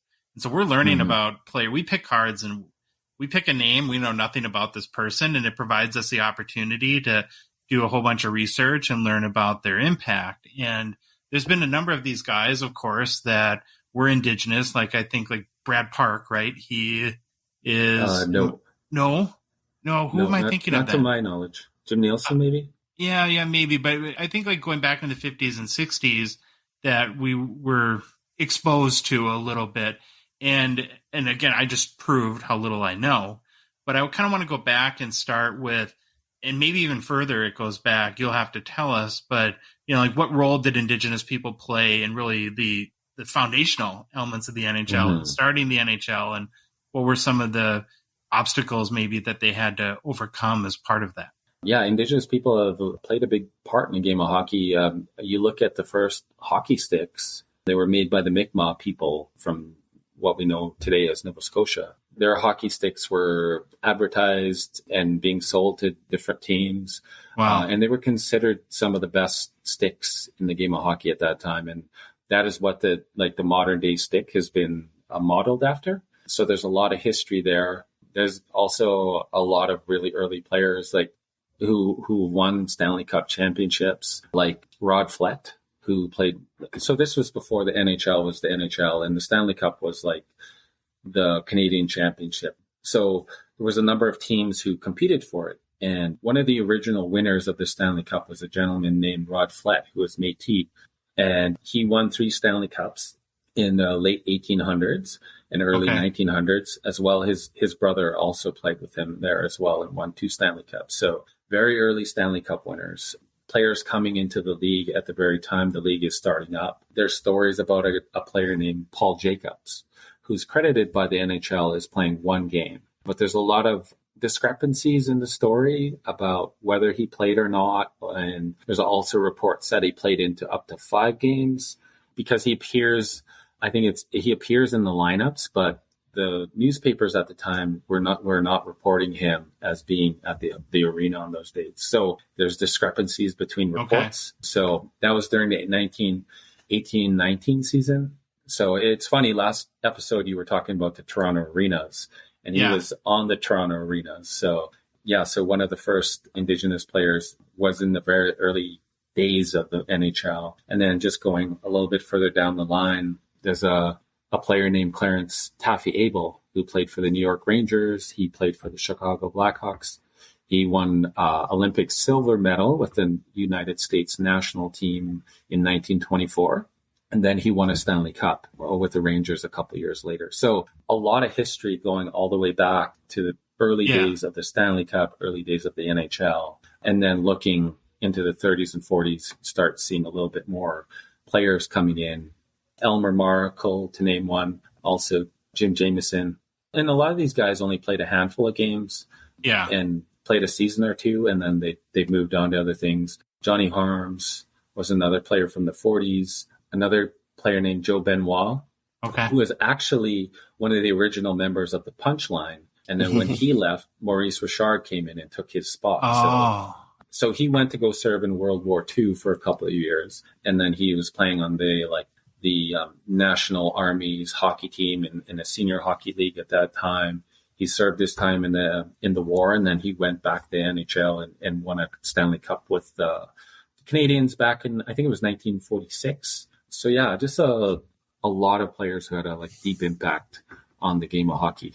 What was their experience like? I feel like I've read that they faced some discrimination, or is that true? Yeah, there are stories about players who hid their identity. Like for a long time, a lot of these the ancestry of these players did not come out until later, and even after they've passed on. For example, Clarence Taffy Abel, when he was playing, he hid the fact that he was Indigenous too, so he wouldn't have to face discrimination. And I've heard stories about Johnny Harms and the racism that he faced in the on the ice while he was playing, from different players, also from fans. And then he would leave the rink. As he was leaving the rink, he would face it again, and he would get into fistfights in the streets because of the way people were treating him. And there was a lot of history of that. And then that pushed a lot of players out of hockey. And then there was also a number of things happening at the same time that were put up as barriers for Indigenous people to make it in the game of hockey. If you've read Fred Sisakamusa's book, you'd hear the stories about his experience in the residential school systems and the abuse that was faced there. But at the same time that was happening, and kids were being put in these residential schools, outside of that, there was also a lot of discrimination. You weren't able to leave the reservation or reserve without having a permission with a pass. You couldn't enter certain places because of discrimination. So if you wanted to play hockey, you had to get permission to be able to leave your community to go to the rink and go play hockey. So there was a number of barriers that a lot of people in the game of hockey were experiencing during those times. And then so when you got back into collecting around 2014 and you decided, okay, I want to get a rookie card for every Indigenous player that played in the NHL, was it hard to come up with that list, or how much research had to go into trying to figure out what the total amount of cards that you needed was? Well, I'm still researching it. So it's been going on. Oh, wow. It's been 9 years now, and I'm still looking stuff up regularly, almost every day, just trying to find out about more players. But I've literally spent hundreds of hours reading articles, reading websites, reading books, reading magazines, just trying to find out about players' backgrounds and ancestries. I've gone onto ancestry websites to look up people's family members just to see if they have any ancestry down the line. And I get a lot of people reaching out to me and giving me heads up about players. I don't know everything. So unless I go through a team's list and then I see a last name that I might recognize and might be worth it to look up. But otherwise, a lot of people do reach out to me to give me heads up about players. And I won't put the players in my collection without having that background and without vetting all of that history, because I've made those mistakes early on when I was collecting, and I found out later, these players are not Indigenous. So in a lot of cases, I will reach directly out to players and ask them, or I will try to find a way to get this information. So there's quite a bit of work that goes into it. But for me, it's really important that I don't misidentify anyone anymore, because I've made those mistakes in the past. And the players were totally good about it. But you have to also be careful, because like when you're reading media, you have to also look at their sources too. So sure. I try to keep that in mind too when I'm looking up articles online and those kinds of things. So how many cards are you up to now? Well, with this new set that came out, I believe I'm up to 95 or 96 different players, but there's still several players that don't have any cards that we ever need. So yeah, we'll get to that too, because I know you've worked with Upper Deck a little bit on that. What's the year span? Like, what's the earliest card that you have? And I assume you have very modern cards, but does it go back to the early 1900s? Well, the earliest card that I have that is like from an actual set is 1933-34 Canadian chewing gum, the V252, and that's the Clarence Taffy Abel rookie card. But I do have custom cards that people have made for me and sent for me. So I do have a custom card of Paul Jacobs, cool. Also of Elmer Markle. But officially, the earliest card I have is the 1933-34 year. How many do you think, and this is a tough question to ask because you said you were still researching, but what's your gut as how many you're missing at this point? So you have 94 players with Indigenous roots that have played in the NHL. You have the rookie cards. Do you have how big do you think that number is? Well, I mean, if I'm just looking at players that don't have cards, period. So like cards from like junior, no cards from minor pro, no cards from like overseas. There's an additional, I think 6 or 7 players. I'd have to go back to my spreadsheet sheet and check, but there's an additional 6 or 7 players that don't have any kind of cards at all. So a lot of my collection, like I've gone to junior cards, I've gone to minor pro cards like AHL or IHL, or trying to get cards from overseas leagues as well. Who'd be considered the GOAT of Indigenous hockey players? Or in your opinion, who would that be? Brian Trottier. Easy answer for me. I'm guessing that's the guy you were thinking of, Josh, when you said Brad Park. I'm wondering if you think maybe. I think you're thinking Brian Trottier, because about the same era or same playing years. Or maybe Trottier was a little bit later than Park. I can't remember, but yeah, I think Trottier came in like 70. I think his rookie card's in 76, 77. Did he have a brother also? He had a brother, right? That played in the NHL? Yes. Yeah. Okay. Rocky. Yep. I had another brother played minor pro as well, Monty. And what is Trottier's heritage? Where is he from originally? He's Cree Métis ancestry from southern Saskatchewan. A lot of their family roots comes from that area. Gotcha. And do you specifically collect Canadian Indigenous players, or I don't even know how many people from the U.S. what we would call played in the NHL either. Yeah, I don't know the number of Americans versus Canadians off the top of my head, but I also do collect American players as well. So I will note that Börje Salming is also Indigenous, so from Sweden, so he's Sami. But I'm just focusing on North American players at the moment. One of the things I thought was interesting about, or note that I picked up during the Stanley Cup Finals is, and I think I heard this right, and you can maybe correct me if I'm wrong, that there's currently 6 Indigenous players in the NHL today. And by chance, 2 of them, White Cloud from Vegas and Brandon Montour from Florida, were actually playing each other in the Stanley Cup Finals this year. So that's pretty cool. Yeah, and they're both outstanding players. They're both top D-men on their teams. Is that right that there's currently 6 Indigenous players in the NHL? Am I right there, or did I mishear that? I believe that's right. Let me just double check my list. Yeah, there's 6 who are steady, and there's a few players who have been like up and down between kind of juniors. Yeah, and Carey Price is on. Yep.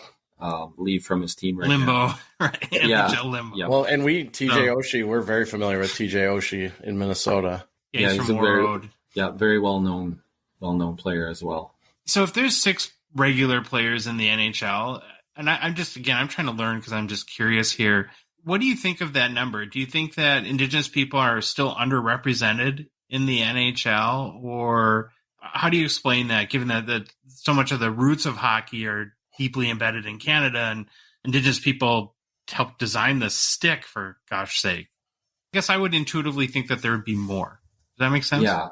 Yeah, it does. And I think our communities are underrepresented as well. There are so many top end Indigenous hockey players that like we don't see regularly. Like there's players in the AHL. There's a lot of players overseas right now. You go to these top tournaments in Canada, for instance, the Fred Sasakamoose, which is considered the national championship for Indigenous hockey. The talent level at these tournaments is unreal. There's currently a lot of players also in Major Junior right now. So playing in the CHL, also playing in the U Sports leagues. Like there are so many like high end hockey players out there right now. Like I don't know how a lot of them never got an opportunity, or like what the case may have been during their time of playing. But some of the guys that I've seen who I know have had tryouts with NHL teams are unbelievable hockey players, and I don't understand how they weren't playing in the NHL. Like I don't know what level you have to be at to get there. And but I do know it's the best league in the world. Do you feel the sport is growing right now within the Indigenous populations, or is it? Yeah, I would say like in Canada, it's for Indigenous communities, that's our top sport. Hockey is life in most places, and there's rinks everywhere. There's outdoor rinks. There's a lot of young players coming up right now who are playing like AAA hockey, getting into like the Canadian Junior Hockey League as well as the CHL. They've been drafted, and very recently, I know with like a lot of like the promotion of the game of hockey and trying to expand the game of hockey, especially like within marginalized communities, has really helped that as well. Like exposing a lot of our history in the game of hockey, looking at players like Brian Trottier, Carey Price, and this celebration of a lot of the successes that they've had it's been very important for our communities, especially for the young kids, to be able to see that and know that these players have had like similar life experiences as them, come from similar communities, and have been able to succeed in the highest level of what they want to do with their lives. And in this case, which is hockey, I think that's gives people a lot of hope, a lot of kids, a lot of hope for, wanting to get to that next level of hockey. I think too, it's a really powerful story that you have where you got the hockey collecting bug. And I don't think it's like crazy uncommon for people to sort of wander in the hobby a little bit before you sort of find your own personal niche and what has, like you said, meaning to you. And it has opened up a lot of doors for you. And boy, you look up your name and there's about 100 articles going back to earlier this year when you had partnered with Upper Deck to create, I think, what was it, 6 players or 8 players, something like that? 8 players, yeah. 8 players, where you had mentioned that a lot of the people that you're researching and finding and that have stories that need to be told, that they were not represented with a rookie card or a hockey card, and worked with them to create these cards. So how did that all come together? Well, a number of reasons. I have a lot of people to thank for that. One of those people being Chris Carlin, who used to work for Upper Deck, one of the best people in the card collecting community in our hobby. And it was because of his vision that this happened. He likes to give me a lot of credit, but I was just having a conversation with somebody that he was happened to be listening to, and he came up with this idea. So I was doing an Instagram live with Ken Reed back in 2020, and this was like right at the beginning of the pandemic. I think it was like July 2020 or something, and Ken and I had connected over social media because we both love collecting hockey cards, and he said he really appreciated my hockey card collection, wanted to have a discussion with me about it. So I instantly said yeah, because he's like a celebrity here in Canada and also in the hockey card world. So yeah, we did the interview and like had a conversation. During that discussion, we were talking about my collection, and I mentioned that there are several players in my hockey card collection that don't have any kind of hockey cards made. And I didn't know this, but Chris was listening to that conversation. He was watching that Instagram live. As soon as I got off the live, I got a message in my Instagram DM. He wanted to have a conversation with me, brought the idea forward, asked if I wanted to be part of it. And I instantly said yes, and let's do this. And we did. And for a kid that collected awesome. Hockey cards in the late 80s and early 90s, to actually have cards come out that you had a hand in creating, what did that feel like? Yeah, like I said this before, but like, you don't collect hockey cards. You don't start collecting hockey cards to try and make your own hockey cards someday. You do it because you love it, because of the feelings that it gives you. It's a part of who you are.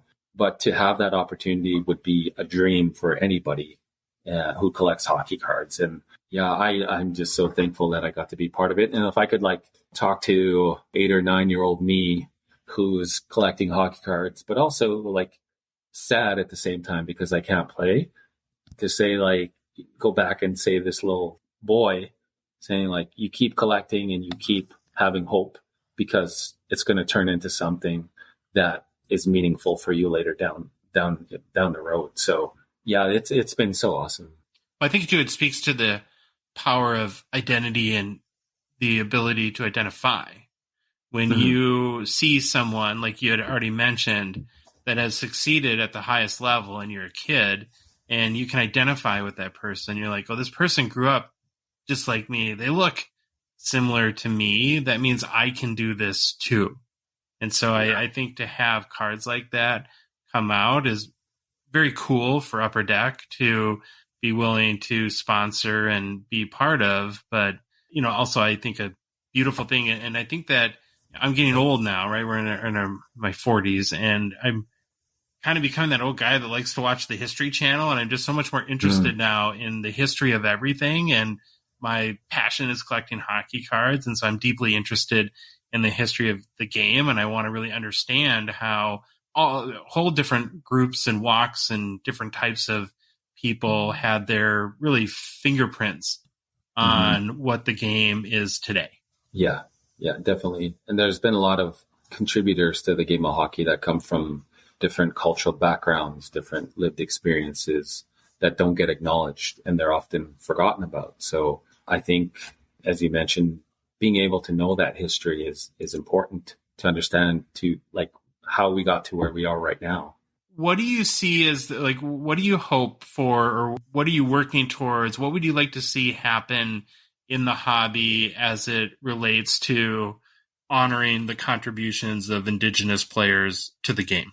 Well, I would like to see more Indigenous collectors, and having sets like this drawing people in to collecting hockey cards. I would like to see that. Like, I know that Indigenous collecting community has grown, especially since I got back into collecting in 2004. There's Facebook groups with hundreds of members. A lot of them are Indigenous ancestry, but I would like to see like more, like having the ability to give people in isolated communities or who don't have access as easy as us living in urban areas or with access to on like internet and those kinds of things, like giving people access to the game of hockey through hockey cards. And I think that's important. I would like to see the hobby moving that way too. Makes me think too, and I just get back to the history. Like, who's the guy, Troy, that we were researching that was with the Bruins forever? That I think it was the Bruins. One of his contributions was he helped design the puck. Right? It's like, oh yeah, I don't know. I can't. Don't ask me names, but I remember talking about that. And I think, gosh, like the stick, and I think that those are now again. This is speaking to a middle-aged man, but how do you get 13-year-olds who are watching Trevor Zegras do Michigan goals left and right, which is a heck of a lot cooler. But I think the more that we can kind of weave in those stories and the history, and maybe just do something like the trophies, obviously have a lot of historical meaning to them, but those are just important stories to tell. I don't know, Troy, you have any questions for Naim? Or I was wondering, Naim, on that whole Upper Deck set, and if people aren't familiar at it, we talked about it, I think, on our show when they came or when they made the announcement, and it was 8 players that was it they've never had a hockey card, and it was these 8 players selected to get a hockey card. And then you actually wrote, I believe, the backs of the cards, right? The biography or whatever they put in the back. And did you have a say in who was selected? Did you put into that too? Yeah, there were 8 players selected, and they were players who never had any NHL license hockey cards made before. So some of them did have cards in minor pro sets or from their junior days or playing overseas. But yeah, none of them ever were featured in any NHL license sets. And I learned a lot about that as well, and the way hockey cards were produced back in the day, and who was selected for certain sets and how that process took place. But one of the things I also learned is that you need to have photography that you can, you have legal license to be able to use. So that was part of our process too, as we were putting this set together. How many of those players were still living? I believe 6 of the 8 are still around. So did you hear from all of them? Yes, I've had personal conversations with players and then also family members, and that part of it has been so special to me to hear from the players and also surviving family members how meaningful it was for Upper Deck to do this. And I can't thank Upper Deck enough for all the work that they've done for this set. So, and hearing the conversations and the comments made from those players and from surviving family members, I will always remember those conversations, because that's the best part of it. That knowing that you've honored someone in a good way. Well, who knows to what degree any of those players ever had thought about hockey cards, but you'd assume at least one of them at some point, in their life, would have thought, boy, it would have been great for me to have a card. I can tell you for sure, I know one guy because I read an interview they did, Ted Nolan, and that blew me away. That I always thought he probably had a card or maybe a coaching card, but Ted Nolan, I knew who Ted Nolan was. That's a name. That's a name people know, and I actually read an interview because he has 2 kids, I think, that played in the NHL, and one of them might have won a cup, but he was talking about this set that came out, and he's like, now I have a hockey card also that goes along, with my kids' hockey cards, and he was really, I think, appreciative. I remember that for sure, and that was one name I was like, Ted Nolan. I know Ted Nolan. That jumped out at me.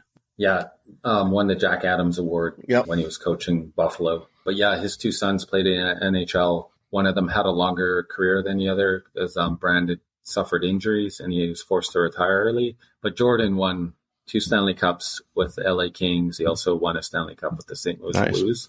But yeah, there are players, I've had conversations, and they've also mentioned in interviews that they've had conversations with people before, people asking them, where can I get your rookie card? But they'd have to say, I don't have one.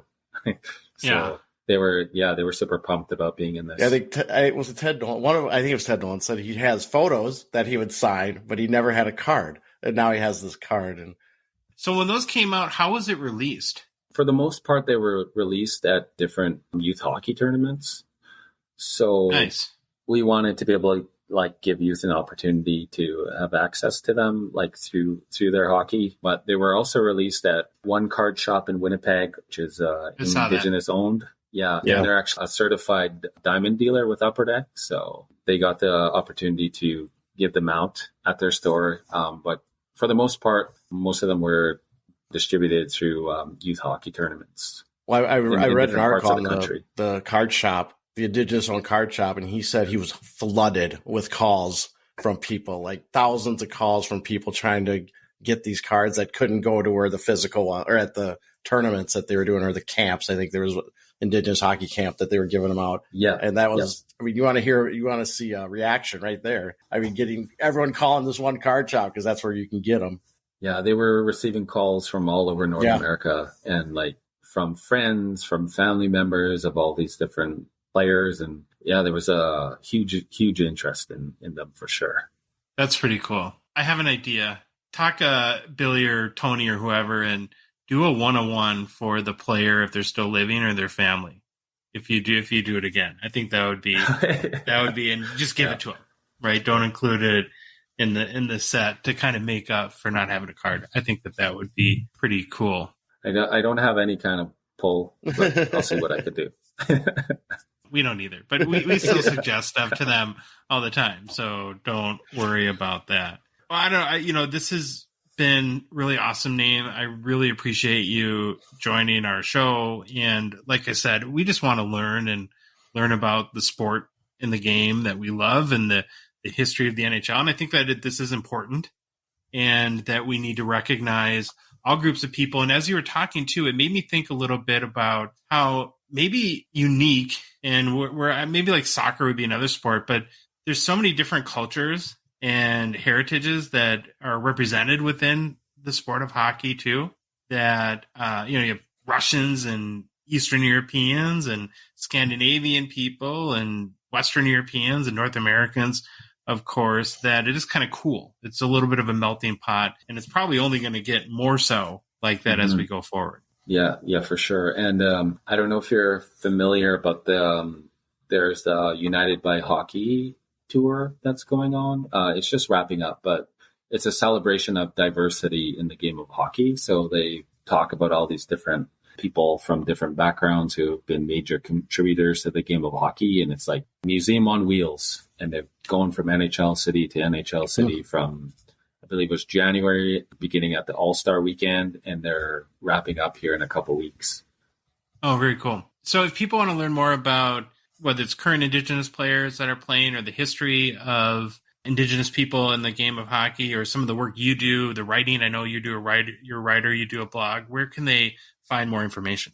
You can find more information on my website. I don't have a direct link, but if you Google Indigenous Rookie Cards, my website will be one of the search results. Also, I like to share a lot of information on my Instagram, but there's also people out there doing a lot of amazing work. Hockey Indigenous is another website you can look at that has a lot of information on history and like lists of current players coming up in junior systems, college systems. The Res Hockey podcast, they talk a lot about history and they interview a lot of current and former players. And those are a couple examples of major contributors to the Indigenous hockey community.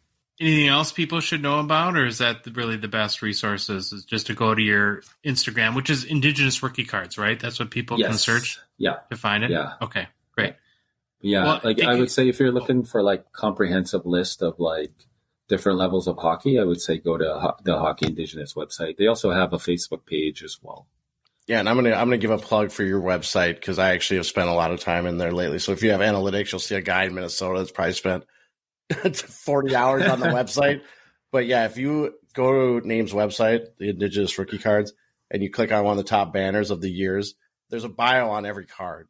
At least everyone that I've clicked on. That's amazing. And you can learn a lot, and it's really cool. It has pictures of the cards and everything. And then also, before we let you go, I want you to talk about, you have a presentation coming up on Wednesday, I believe, at the University of British Columbia. I'm going to butcher the name, so I'll let you kind of speak about what this presentation is on in case anyone is interested. I think you have to go to it, right? It's not streamed online or anything. Yeah, it's in person. Okay. Yeah, and it's at my work. I work at the University of British Columbia, Okanagan. Okay. And I'm doing a presentation on Wednesday about Indigenous influences in hockey and just really trying to celebrate the impacts of Indigenous players and people on the game of hockey and trying to give a little bit of the history behind it and just really highlight a lot of what people are doing and have done. Awesome. Well, hey, Naim, thank you so much for joining the show, and I'm sure we'll have you again on soon. Have a good one. All right. Thanks for having me. I appreciate it. Okay, we're back. Thanks again to Naim for joining the show. What a great guy, huh, Troy? Fantastic guy. This is one of the things we keep saying. The people we meet in this hobby always blows my mind. These guys are fantastic. He gave us a ton of his time and gave us a bunch of knowledge. It was fantastic to talk to him about a really important subject and to learn a lot of information from him. And in the interview, go check out the websites we reference and everything. They are fantastic resources if any of that stuff kind of interests you. I did want to give a little bit more information on the set we worked on with Upper Deck, as it was a limited edition NHL First People's Rookie Card set that was released this past January 13th. The 8 players, and I should have asked in the interview, but I'm an adult, that were featured in the set that did not previously have NHL rookie cards were Dan Frawley from the Pittsburgh Penguins, Johnny Harms, Chicago Blackhawks, Danny Hodgson from Troy's Toronto Maple There we Leafs, go. Victor Mercredi from the Atlanta Flames, Rocky Trottier from the New Jersey Devils, William Lacane from Pittsburgh Penguins, Ted Nolan, who we talked about Yep. in the interview, in the Detroit Red Wings, and Jason Simon from the Phoenix Coyotes. So again, thanks to Naim, and like Troy said, make sure you check out all of his websites. Okay, now we're going to move on to our PWCC Weekly Hockey Preview. PWCC, of course, is a Gongshow partner and sponsor, and we'd like to thank them for their support of our show. Each week, we take a look at our favorite vintage and modern hockey cards in the current PWCC Weekly Auction.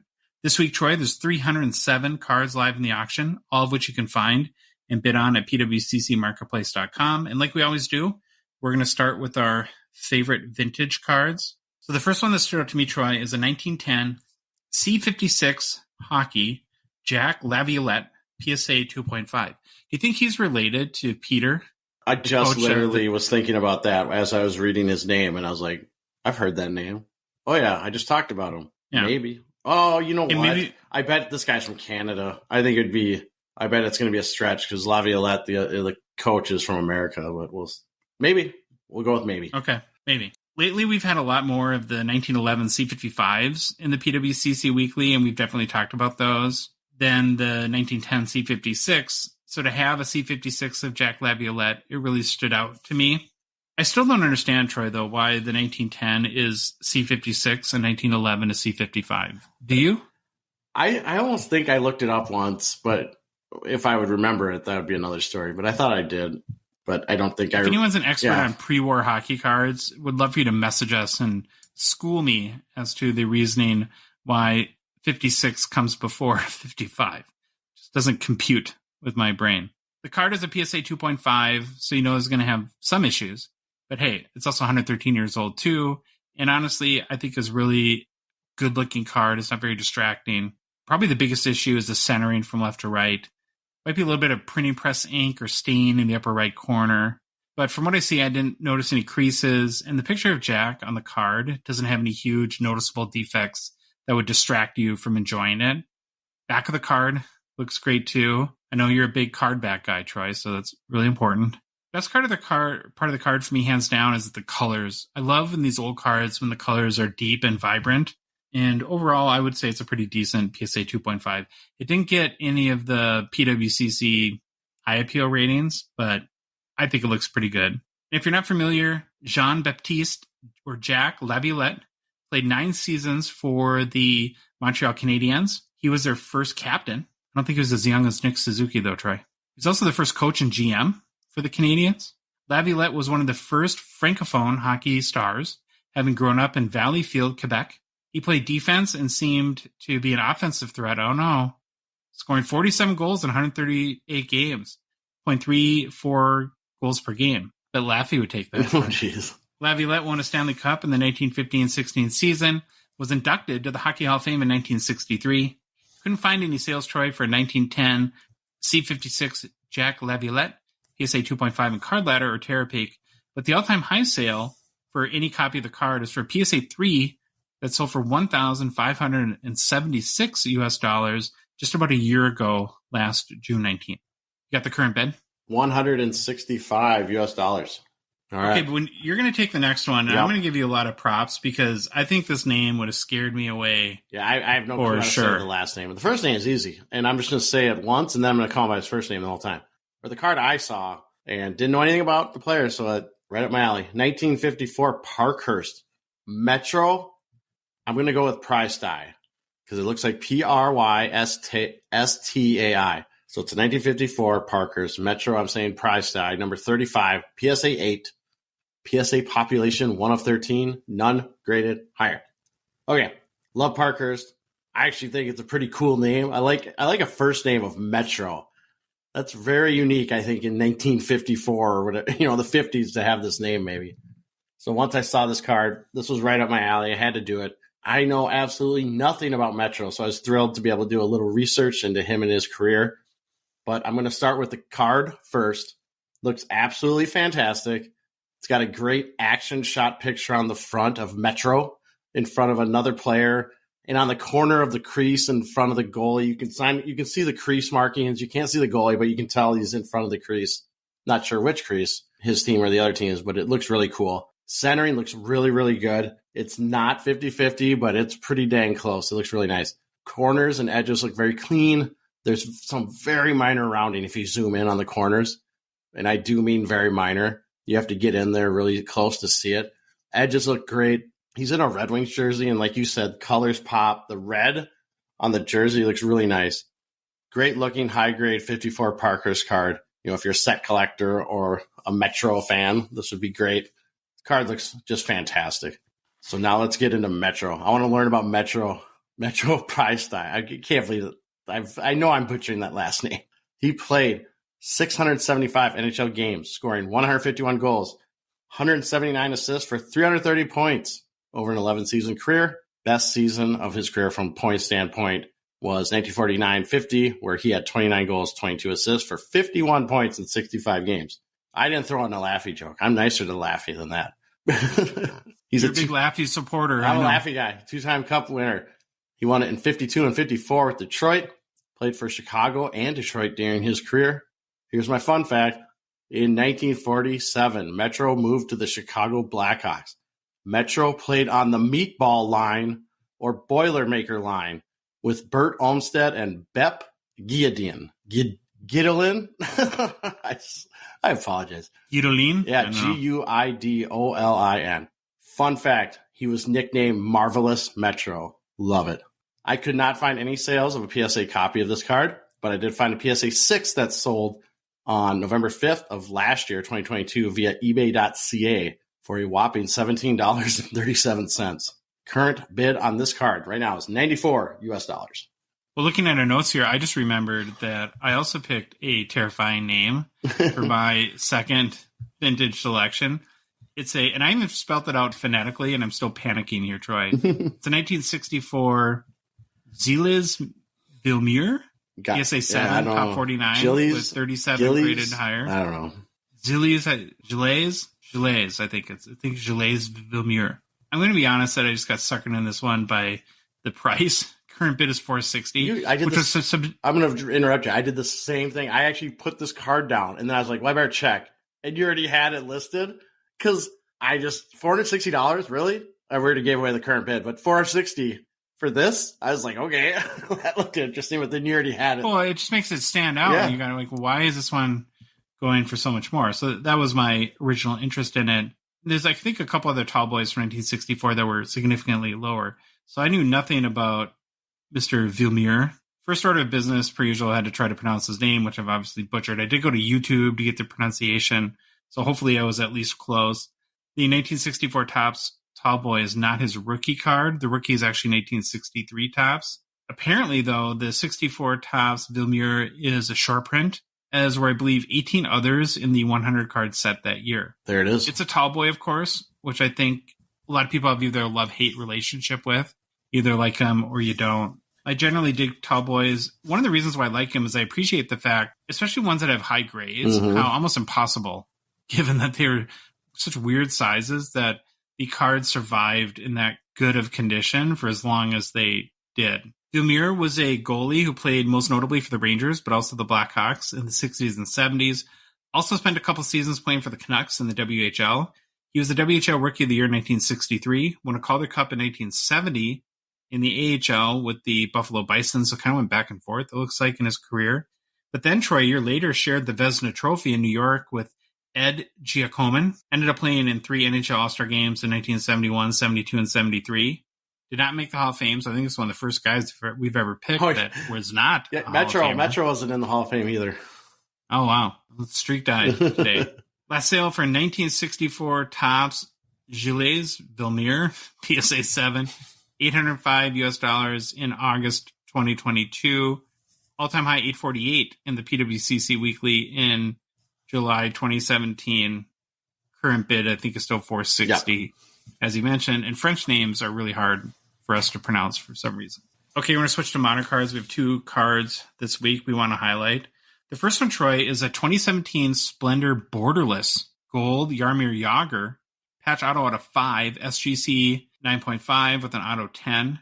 Is it only me, but when you have borderless in the title of the card, does it make it seem a little naughty or dangerous to you?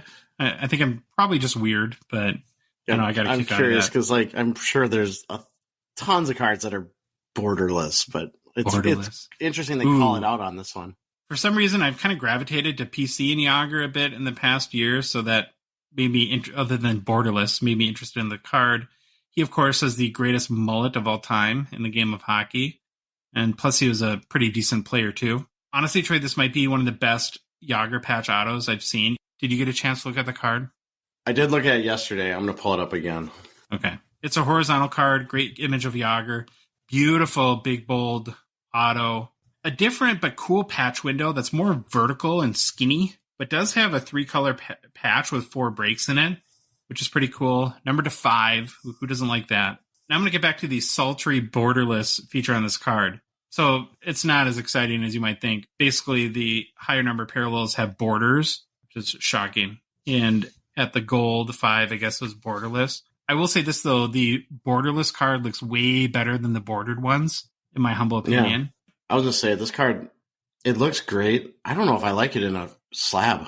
I don't know. It's just... Oh, really? Yeah, because I like how, it's horizontal, right? And horizontal cards and slabs are always a mess. So it's just personal preference. But the card itself is great. If by any chance you're not familiar with Yager, he has the greatest hair in NHL history. It's not even close second. He's the Wayne Gretzky of hockey hair, the lone face on the Mount Rushmore of hockey hair. Actually, Troy, we might have to do the Mount Rushmore of hockey hair this summer. Yeah. That'd be a fun thing to do. I got a couple nominations. Other than that, Yager is only the number 2 scorer in the history of the NHL. He had 766 goals, 1,155 assists for 1,921 points and 1,733 games played. One thing that kind of amazed me about him is he's only 4th in games played in NHL history. It feels like he's played until he looked older than Gordie Howe. Well, he played forever. So I would have thought he'd be like number 1 with a bullet. Yeah, injured a lot too. Maybe that's it. Patrick Marleau, the aforementioned Gordie Howe, and Mark Messier were the 3 players that played more games than Yager. Couldn't find any previous sales on the 2017 Splendor borderless gold Jaromir Yager patch auto out of 5, SGC 9.5 out of 10. So we'll have to see what it goes for. You got a current bid? $450. Last card we want to feature is a 2015 Fleer Showcase Connor McDavid Ultra Platinum Medallion out of 99 PSA 9. Medallions from Fleer have been a little bit on the mind lately with the recent release of 2021 Fleer Ultra. So this Platinum Medallion rookie out of 99 for McDavid definitely caught my eye. Troy, to me, it's just another great example of what I might call maybe a smart alternative to a McDavid Young Guns, whose gem mint population between PSA and BGS alone is over 10,000. I get it, it's a PSA 9, but when you have a pop of 99, that makes the card really interesting to me. It's a cool looking card. The background almost reminds me of the Black Diamond Rookie Gems inserts we've seen in extended series the past few years. It's got a nice red foiling, though, on McDavid's name. It's got a big rookies is spelled out really big in red foil, and then the serial number is foiled, too. The biggest thing that stands out, though, is the image McDavid really pops off the card. The colors are very rich. I just think it's a really nicely designed card. Another one, when you look at the back, very, very good card back, Troy. So we're finding cards that have great backs, which is super important to you. Just overall, a very attractive McDavid rookie card. Last sale on a 2015 Fleer Showcase Connor McDavid Platinum Medallion rookie out of 99 PSA 9 was $1,320 on August 21, 2022, which was also, Troy, the all-time high. So keep in mind, though, that a PSA 10 McDavid Young Gun with a pop of 2,572 is currently selling for more than double of the all-time high sale of this card at about $2,650. So this is where I more and more kind of tend to think it's like, man, here's a really nice McDavid rookie out of 99. And if I could get it at a discount compared to, even though it's a PSA 9, but I think for a card like this, that's probably a good grade. It just makes me I'm getting more and more interested in these types of cards. Do you feel the same way? Oh, I definitely like that because after my Kaprizov debacle, I'm always looking for something kind of alternative now. Not always going for the big dog. Yeah. Hey, another busy day, another busy week. I'll give the current bid on that one. $330 US. So it's low right now. Very attractive there. All right, now back to new product releases. As I mentioned, super busy in the world of new product releases. 2021-22 O-Pee-Chee Platinum is out. We got a box. We opened it. Have some thoughts and reactions for you. But it's a big release. I mean, this is one people really look forward to and have waited a very long time for. And so lots of anticipation. I'm going to start with the positives. I really, really like the new configuration where you have multiple rookies and hits per pack. Instead of, I'm learning more and more. I don't like these boxes that have 40 packs with 3 cards per pack in them. Yeah. I don't know why. Maybe it's a psychological thing, but these packs are super thick. They had, whether it be parallels or base rookies or numbered parallels per pack. And to me, it was just a more enjoyable rip. Although I've been pretty vocal over the last couple of weeks that I don't love the $200 US hobby box price point, it was fun to open. When you look at the specific card designs, I really love the retro designs. They look great, Troy, in the platinum cards. And I'm also a big fan of how the foiling or whatever it's called on the rainbow parallels look this year. It's the closest thing I think I've seen to like a silver prism in how it, I don't know, shines or presents, however you want to say it.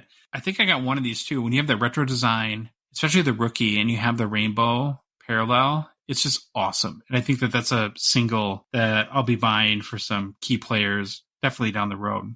It's great. You get it parallels in every pack. Mini packs, I think, had multiple. We got some like 4 to 5 numbered cards in the box, which is cool. Also get an auto. It also looks like, Troy, that there's some Easter eggs or unannounced cards too. The one I'd seen is the O-Pee-Chee Premier Platinum cards on eBay. Saw that's like McDavid, Matthews, and Ovi. There's some rookies too. I saw Spencer Knight.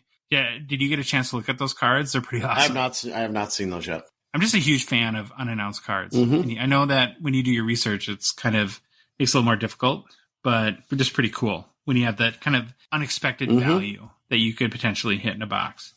Now kind of switching over to maybe a couple of the issues that I saw. Yeah. And the first one is not new. And I knew that this was going to be the case. And I'd convinced myself of it about a week ago. I don't love the combination of the price point at 200 and the 100 rookies on the checklist. Yep. It's all going to come down to names. And when you think about it with O-Pee-Chee Platinum, it's the numbered parallels that we're all chasing. It's the Seismic Golds, the Emerald Surge, the Red Prism, the Hot Magma. Hot Magma. I don't know if anyone's chasing. I did get one of those. We did. Are you going to get that graded or what? Yeah, probably twice. When you think about it, though, it's not just the 100 rookies. It's the 200 vets, and then also the retro versions. So the odds are really small that you're going to hit the Cole Caulfield because the number parallels also are not just in the rookie cards. They also have those for the base cards as well. It's just a luck of the draw. Are you going to get the names that you want? But we kind of knew that going in. What became very apparent today, and I definitely noticed in our box try, and have seen countless people make the same comment online, the centering is rough. So I knew this was going to be an issue just from my O-Pee-Chee paper hobby box. I actually got a platinum preview of McDavid. It was a rainbow, and it was horribly off-center. So humble brag there. Yeah, humble brag. Yeah. Totally off-center. So I thought those previews can give you a little insight of what's going to happen. And I think the last time I bought platinum, I think it was pretty off-centered.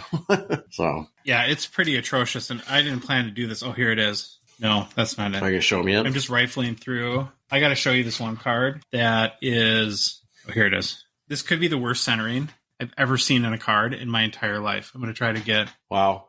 That's like, I mean, that's 95.5. Wow. Yeah. That's bad. Matte Pink marquee. Yeah. Not a huge name, so not a big deal. Not crying in my soup, my mom would like to say.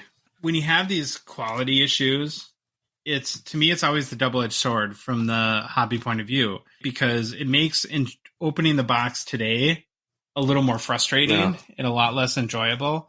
And it's one thing to hit a big card that's horribly off-centered and a name that's a nobody, but if that's Trevor Zegras or Cole Caulfield, that hurts bad. Yep. And nobody wants it. The other side of that sword, though, is 4 or 5 years down the road where the hobby rewards scarcity. It could make gem mints of these cards a pretty tough get just due to the centering issue, and could make the set ultimately more valuable from that perspective. But overall, had a lot of fun. I just don't know at $200. Yep. This is a big gamble, and I don't see myself buying a whole ton of boxes. What's your thoughts on that? Yeah, I mean, I'll buy a box or two just for personal rip, but I would like to see the price come down a little bit. I think 200, especially with not a guaranteed auto. Oh, no, you do get it. Sorry, I take that back. You do get a guaranteed auto on average. Yeah. Okay, so maybe I can live with the 200 a little bit longer. I mean, obviously, it's going to be that price for a while as it's a new product, but yeah, it'd be fun to see it come down just a tad.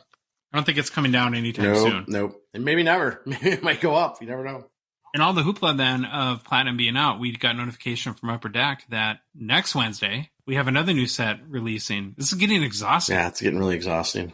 2022-23 Synergy checklist is out, and you did some research and analysis on that, so I'll turn it over to you.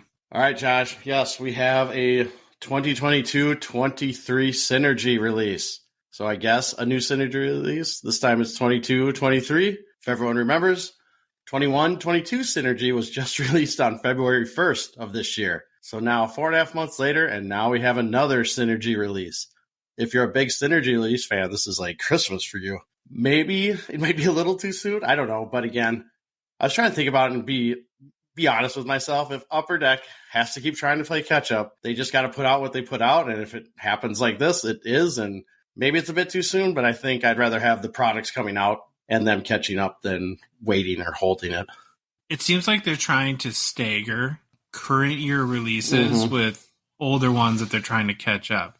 So given that O-Pee-Chee Platinum is a 2021 release, then maybe they're coming back with next in line 2022. Yeah. That's the best reason I can think of without knowing the details from Upper Deck. Yeah, so let's talk about Synergy or this new release. We'll try to go quick. We still got Listener Mailbag. The show's going to be long, but we'll try to go through it.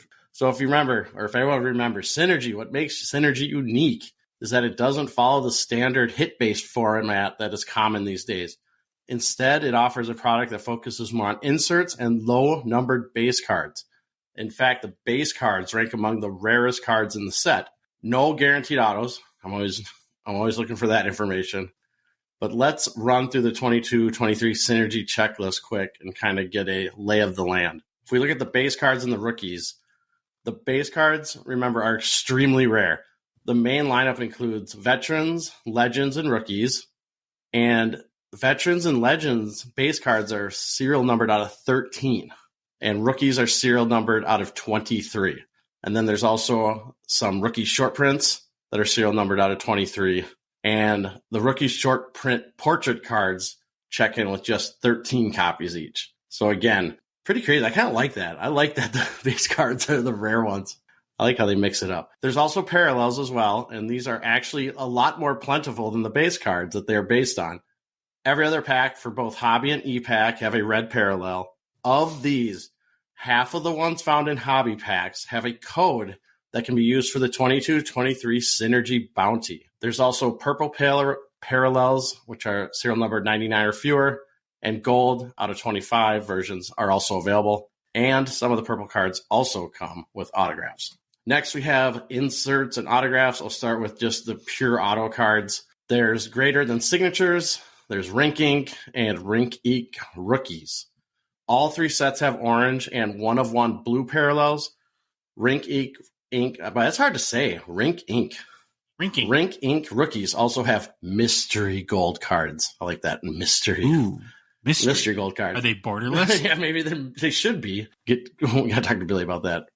Borderless mystery gold cards. So these mystery gold cards are used as E-Pack achievement cards. In addition, some of the insert sets also have autos, which I'll mention in the insert section as we keep going.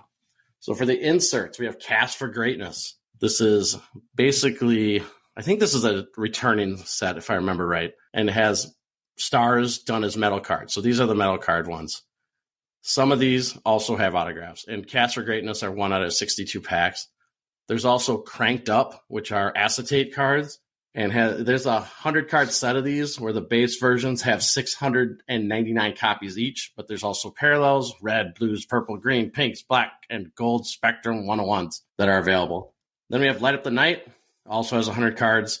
If you combine the veteran and the rookie checklist, these are done on Spectrum Light FX stock. I think these are ones that you probably want to see in person. It sounds like they're pretty cool when you look at them. These are numbered to $8.99. Again, additional parallels. There's blue, green, pink, and gold versions. And then many of the green and gold parallels also have autographs of these. A new insert is Thrill Rides. Is there a Kirill the Thrill Ride? Oh my God, they totally missed it if not. That is sweet. Thrill Rides, 1 in 7 packs. Rookie Journey is back.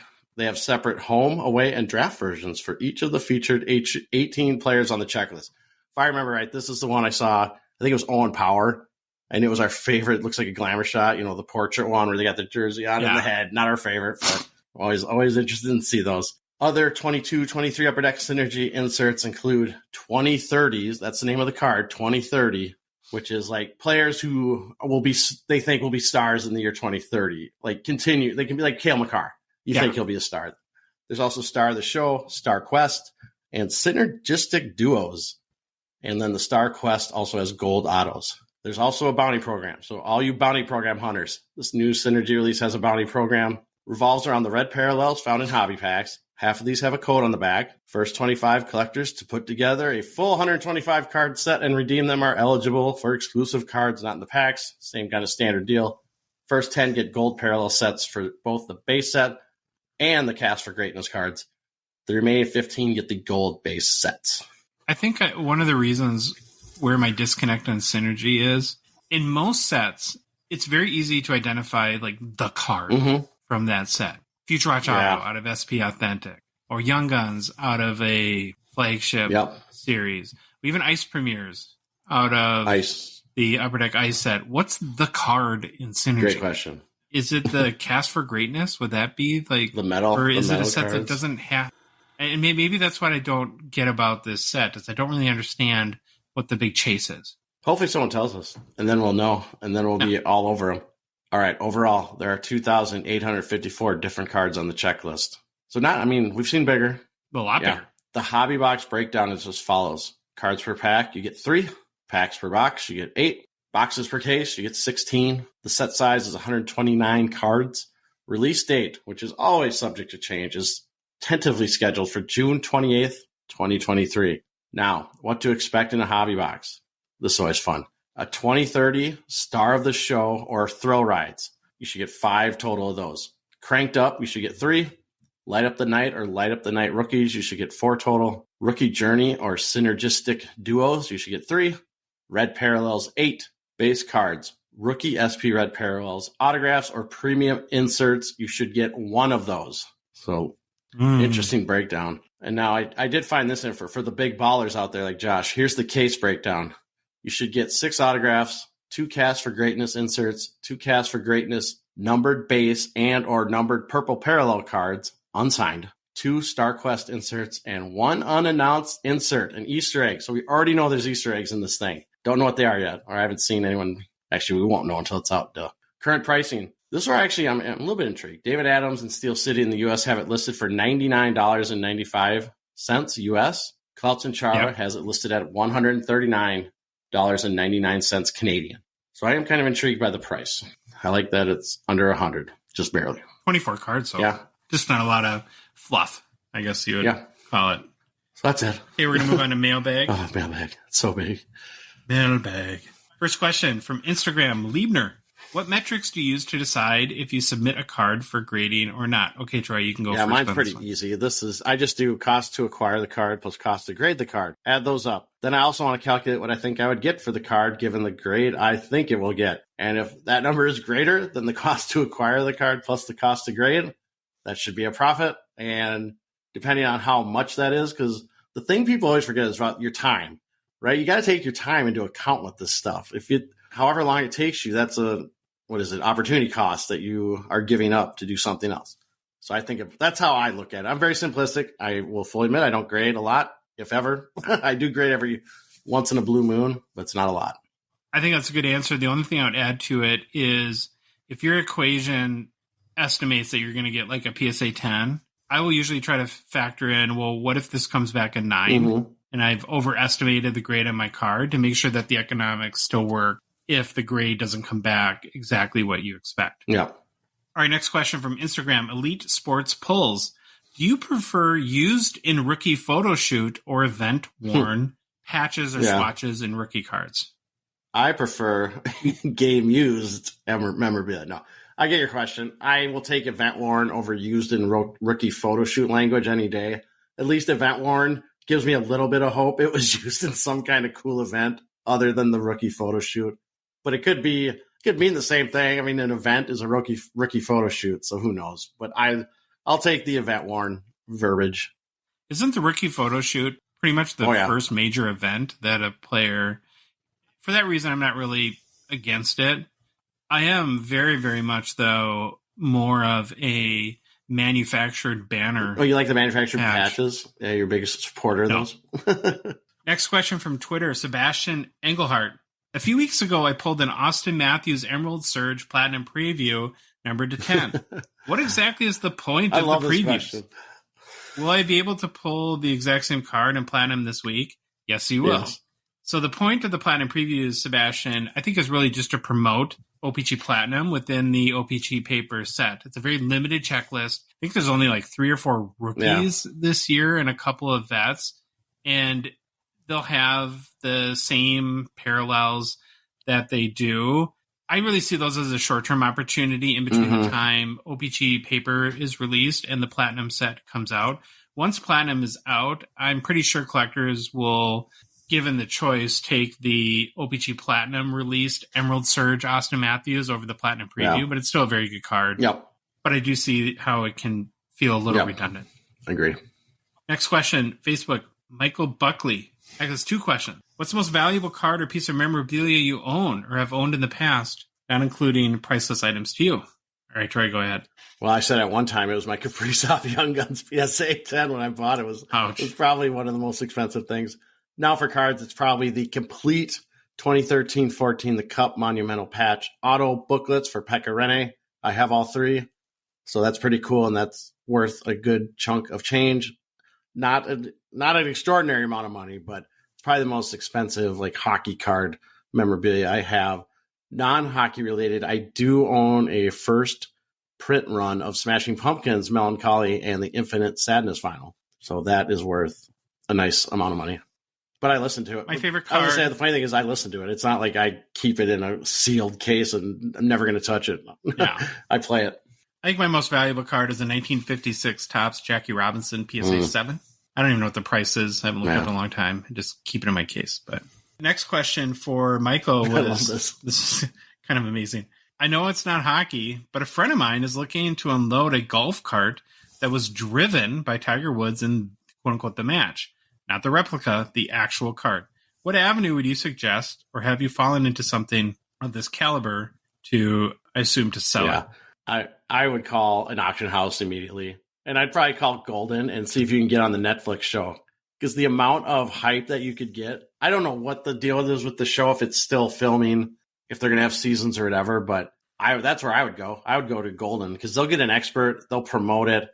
It's a pretty cool piece of history that you have if it's truly the cart that he drove in the match. That's pretty cool. Or your friend has, sorry.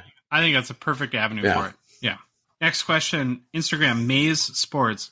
What's your guys' favorite insert set from 2022-23 so far? This took me 0.1 seconds to think about. 16-bit by far. Have you bought any of those yet? I haven't bought them. I just keep looking at them. I love them. I will buy them. I just haven't pulled the trigger yet. Like we said, it's hard to buy hockey cards when you have a podcast about hockey cards. It's like no time. Yeah. Except we need to go get boxes to open.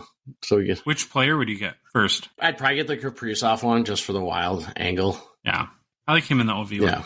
To me, it comes down to either population count or 16-bit, but if forced to choose, I think I'd go 16-bit too. We're kids of the 80s and 90s, and it's very nostalgic and brings it back. I'm praying they come out. I wish they would have did this first. I wish they would have done an 8-bit. I know it'd be blocky. Yeah. You wouldn't be able to really tell who they are, but I really hope at some point they do an 8-bit or maybe a 64-bit and then stop. It'd be like Minecraft. Yeah, it'd be like Minecraft, but you can't do like 128, 256. Next question, Instagram, Top Shelf Cookie Sniper 88. With Matthew Tkachuk being this year's agitator/star, who else would you put in this category of clutch, goal scoring, pain in the butt to play against? Being a Boston fan, I would put Brad Marchand in the category. Yeah, I kind of I totally whiffed on the clutch and goal scoring part, but I did focus on the pain in the butt to play against. I said you're dead on with Marchand. Classic agitator, probably the best agitator in the game right now. him and Kachuk could probably have a 1-2. And you aren't called the Rat unless you're one of the best agitators in the game. I would also say Tom Wilson. I think he's a classic agitator, and he's also a very good player. Kadri, I think, fills that role. He can agitate with the best of them and is a pretty good offensive player at times. And in the past, I don't think Avery had the biggest offensive skill set, but Sean Avery is just a agitator to the fullest. If you remember, they actually had to make a rule called the Avery rule because he used to stand in front of Martin Brodeur and face him in a game and would wave his stick in front of his eyes. So they had to make a rule to make that illegal. And then the thing that's great about Avery is he took it to the media too. Like interviews, he would call Brodeur a fatso. He didn't stop. Like he was full on agitator. So that's what I would have. Would you add Tyler Bertuzzi to that list? Yeah, I would. I'm sure there's other guys I totally missed. I just went quick who's off the top of my head. All right, next question, Facebook, Alex Bogart. Are there players in this upcoming draft that are major sleepers? Anyone either of you are high on? So I know you looked up a couple guys, Troy, but maybe I'll just chime in first that we're working to putting together our next YouTube live show on draft night. We plan to have one George Ross, who's the director of player personnel of the Spokane Chiefs in the WHL. I think he was the first guest we ever had on our show. He'll be a great resource to answer these questions in depth when that show comes together. I think, though, in hockey, draft sleepers to me are guys that won't actually necessarily have an immediate impact in the league.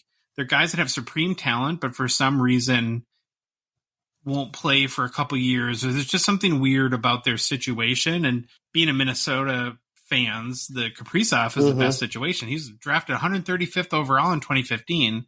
He's way more talented than meriting the 135th pick, but everybody knew it was going to be like years before he came to the NHL. So nobody wants to use the number 7 pick on a guy that's going to stay in the KHL for 3 years.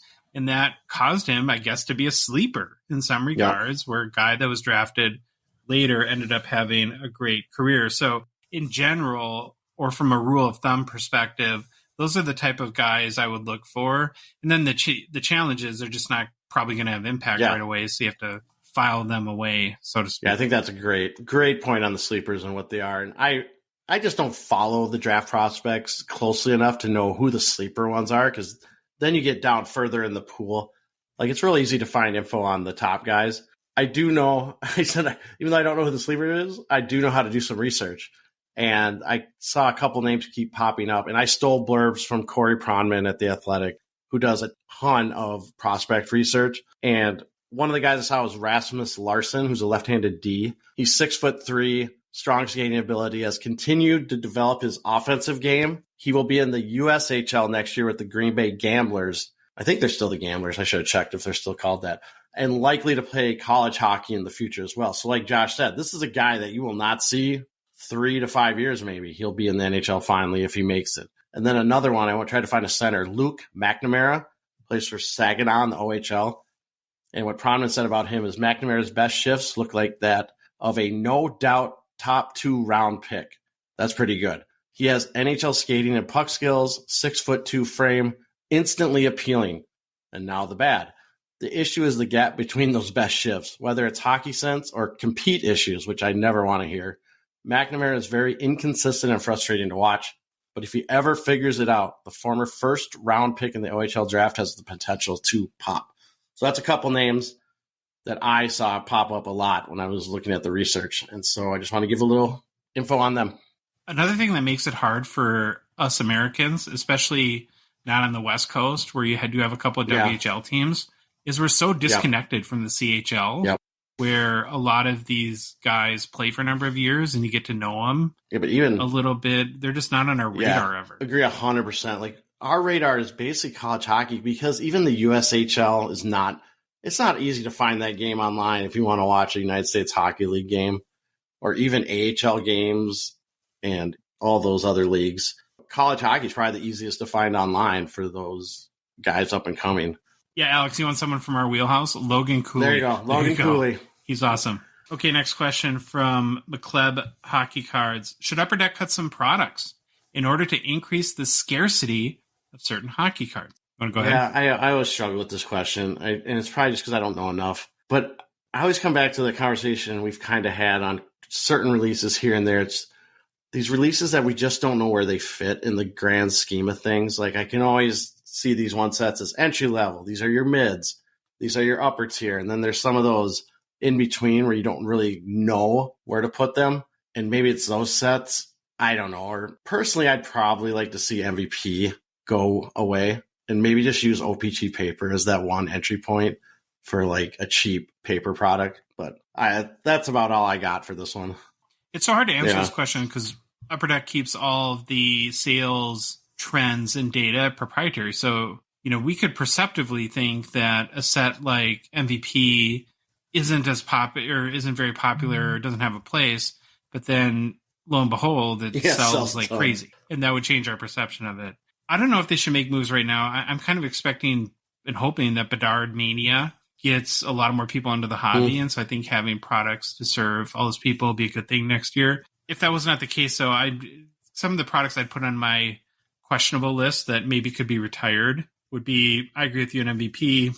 Synergy, SP Game Used, and Trilogy would be the other ones on my list. And it's not that I don't necessarily like them. I think you put it very well, and I just don't understand where they fit.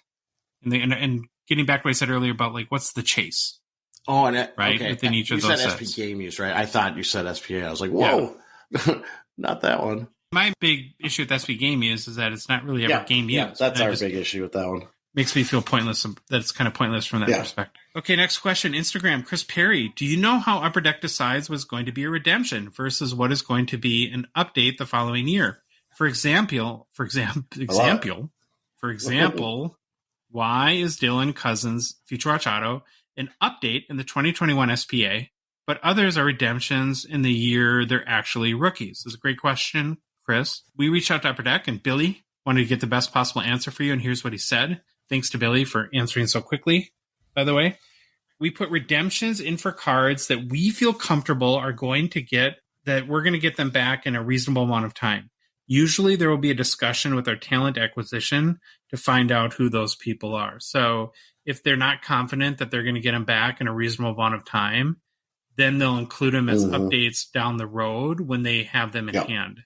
Okay, next question, last one. From Instagram, Matthew JT.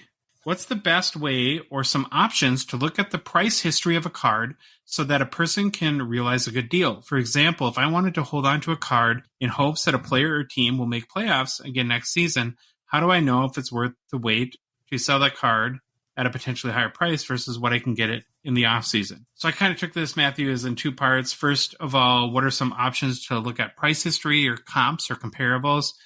We use eBay sales history, Terapeak, and 130 Point are really good resources to find recent comparative sales for your cards. If it's more rare or a card that sells very infrequently, we like Card Ladder sales history because their data goes back 15 years. Best time to sell cards, in my opinion, and we'll see how this holds out, but definitely looking back at this last year was at the beginning of the season. And second best opportunity, I thought, was the start of the playoffs. So it's when hope is highest. It's at the start when the season or the playoffs. But I think, there's a limited number of teams that are still alive in the playoffs. So from that perspective, I think the start of the season might be a little bit better. Right now, of course, we're in the quote unquote off-season dip, which typically craters around mid-July. So now, if you're looking to maximize value, would probably not be the best time to sell. But ultimately, it's just a decision of what your goals are, whether you want to keep the card, you want to convert it into cash, you want to use it to fund something else. But if you want to maximize value and you can hold to the start of the next season, I think that's your best bet. Agree, Trey? I agree. This could be like a 30-minute segment. And part of me is like, man, if I knew this, I'd be a millionaire. But it's a great question, and I like your info. But this is definitely somewhere that down the line is probably a segment idea to go a little bit deeper into. Okay, that's our show for today. If you liked the episode, please leave a rating and review on Apple, Spotify, or whatever podcast app you listen to us on. Thank you to everyone that does that. If you love the show and want to support us and chat with us on the Hockey Cards Gongshow Discord server, please consider a $5 a month donation. Join our out of 99 support level tier on Patreon. The link is in the show description. You can go to our website, hockeycardsgongshow.com, and click on the Become a Patron link. You go to the Patreon website at patreon.com and search for Hockey Cards Gongshow, or in our Instagram and TikTok profiles in our link tree there. The Hockey Cards Gongshow is on social media. You can follow us on Instagram, Facebook, TikTok, Twitter, and YouTube. And Troy, the Hockey Cards Gongshow podcast is a production of Dollar Box Ventures, LLC. Have an awesome summer weekend, and we'll chat again on Monday.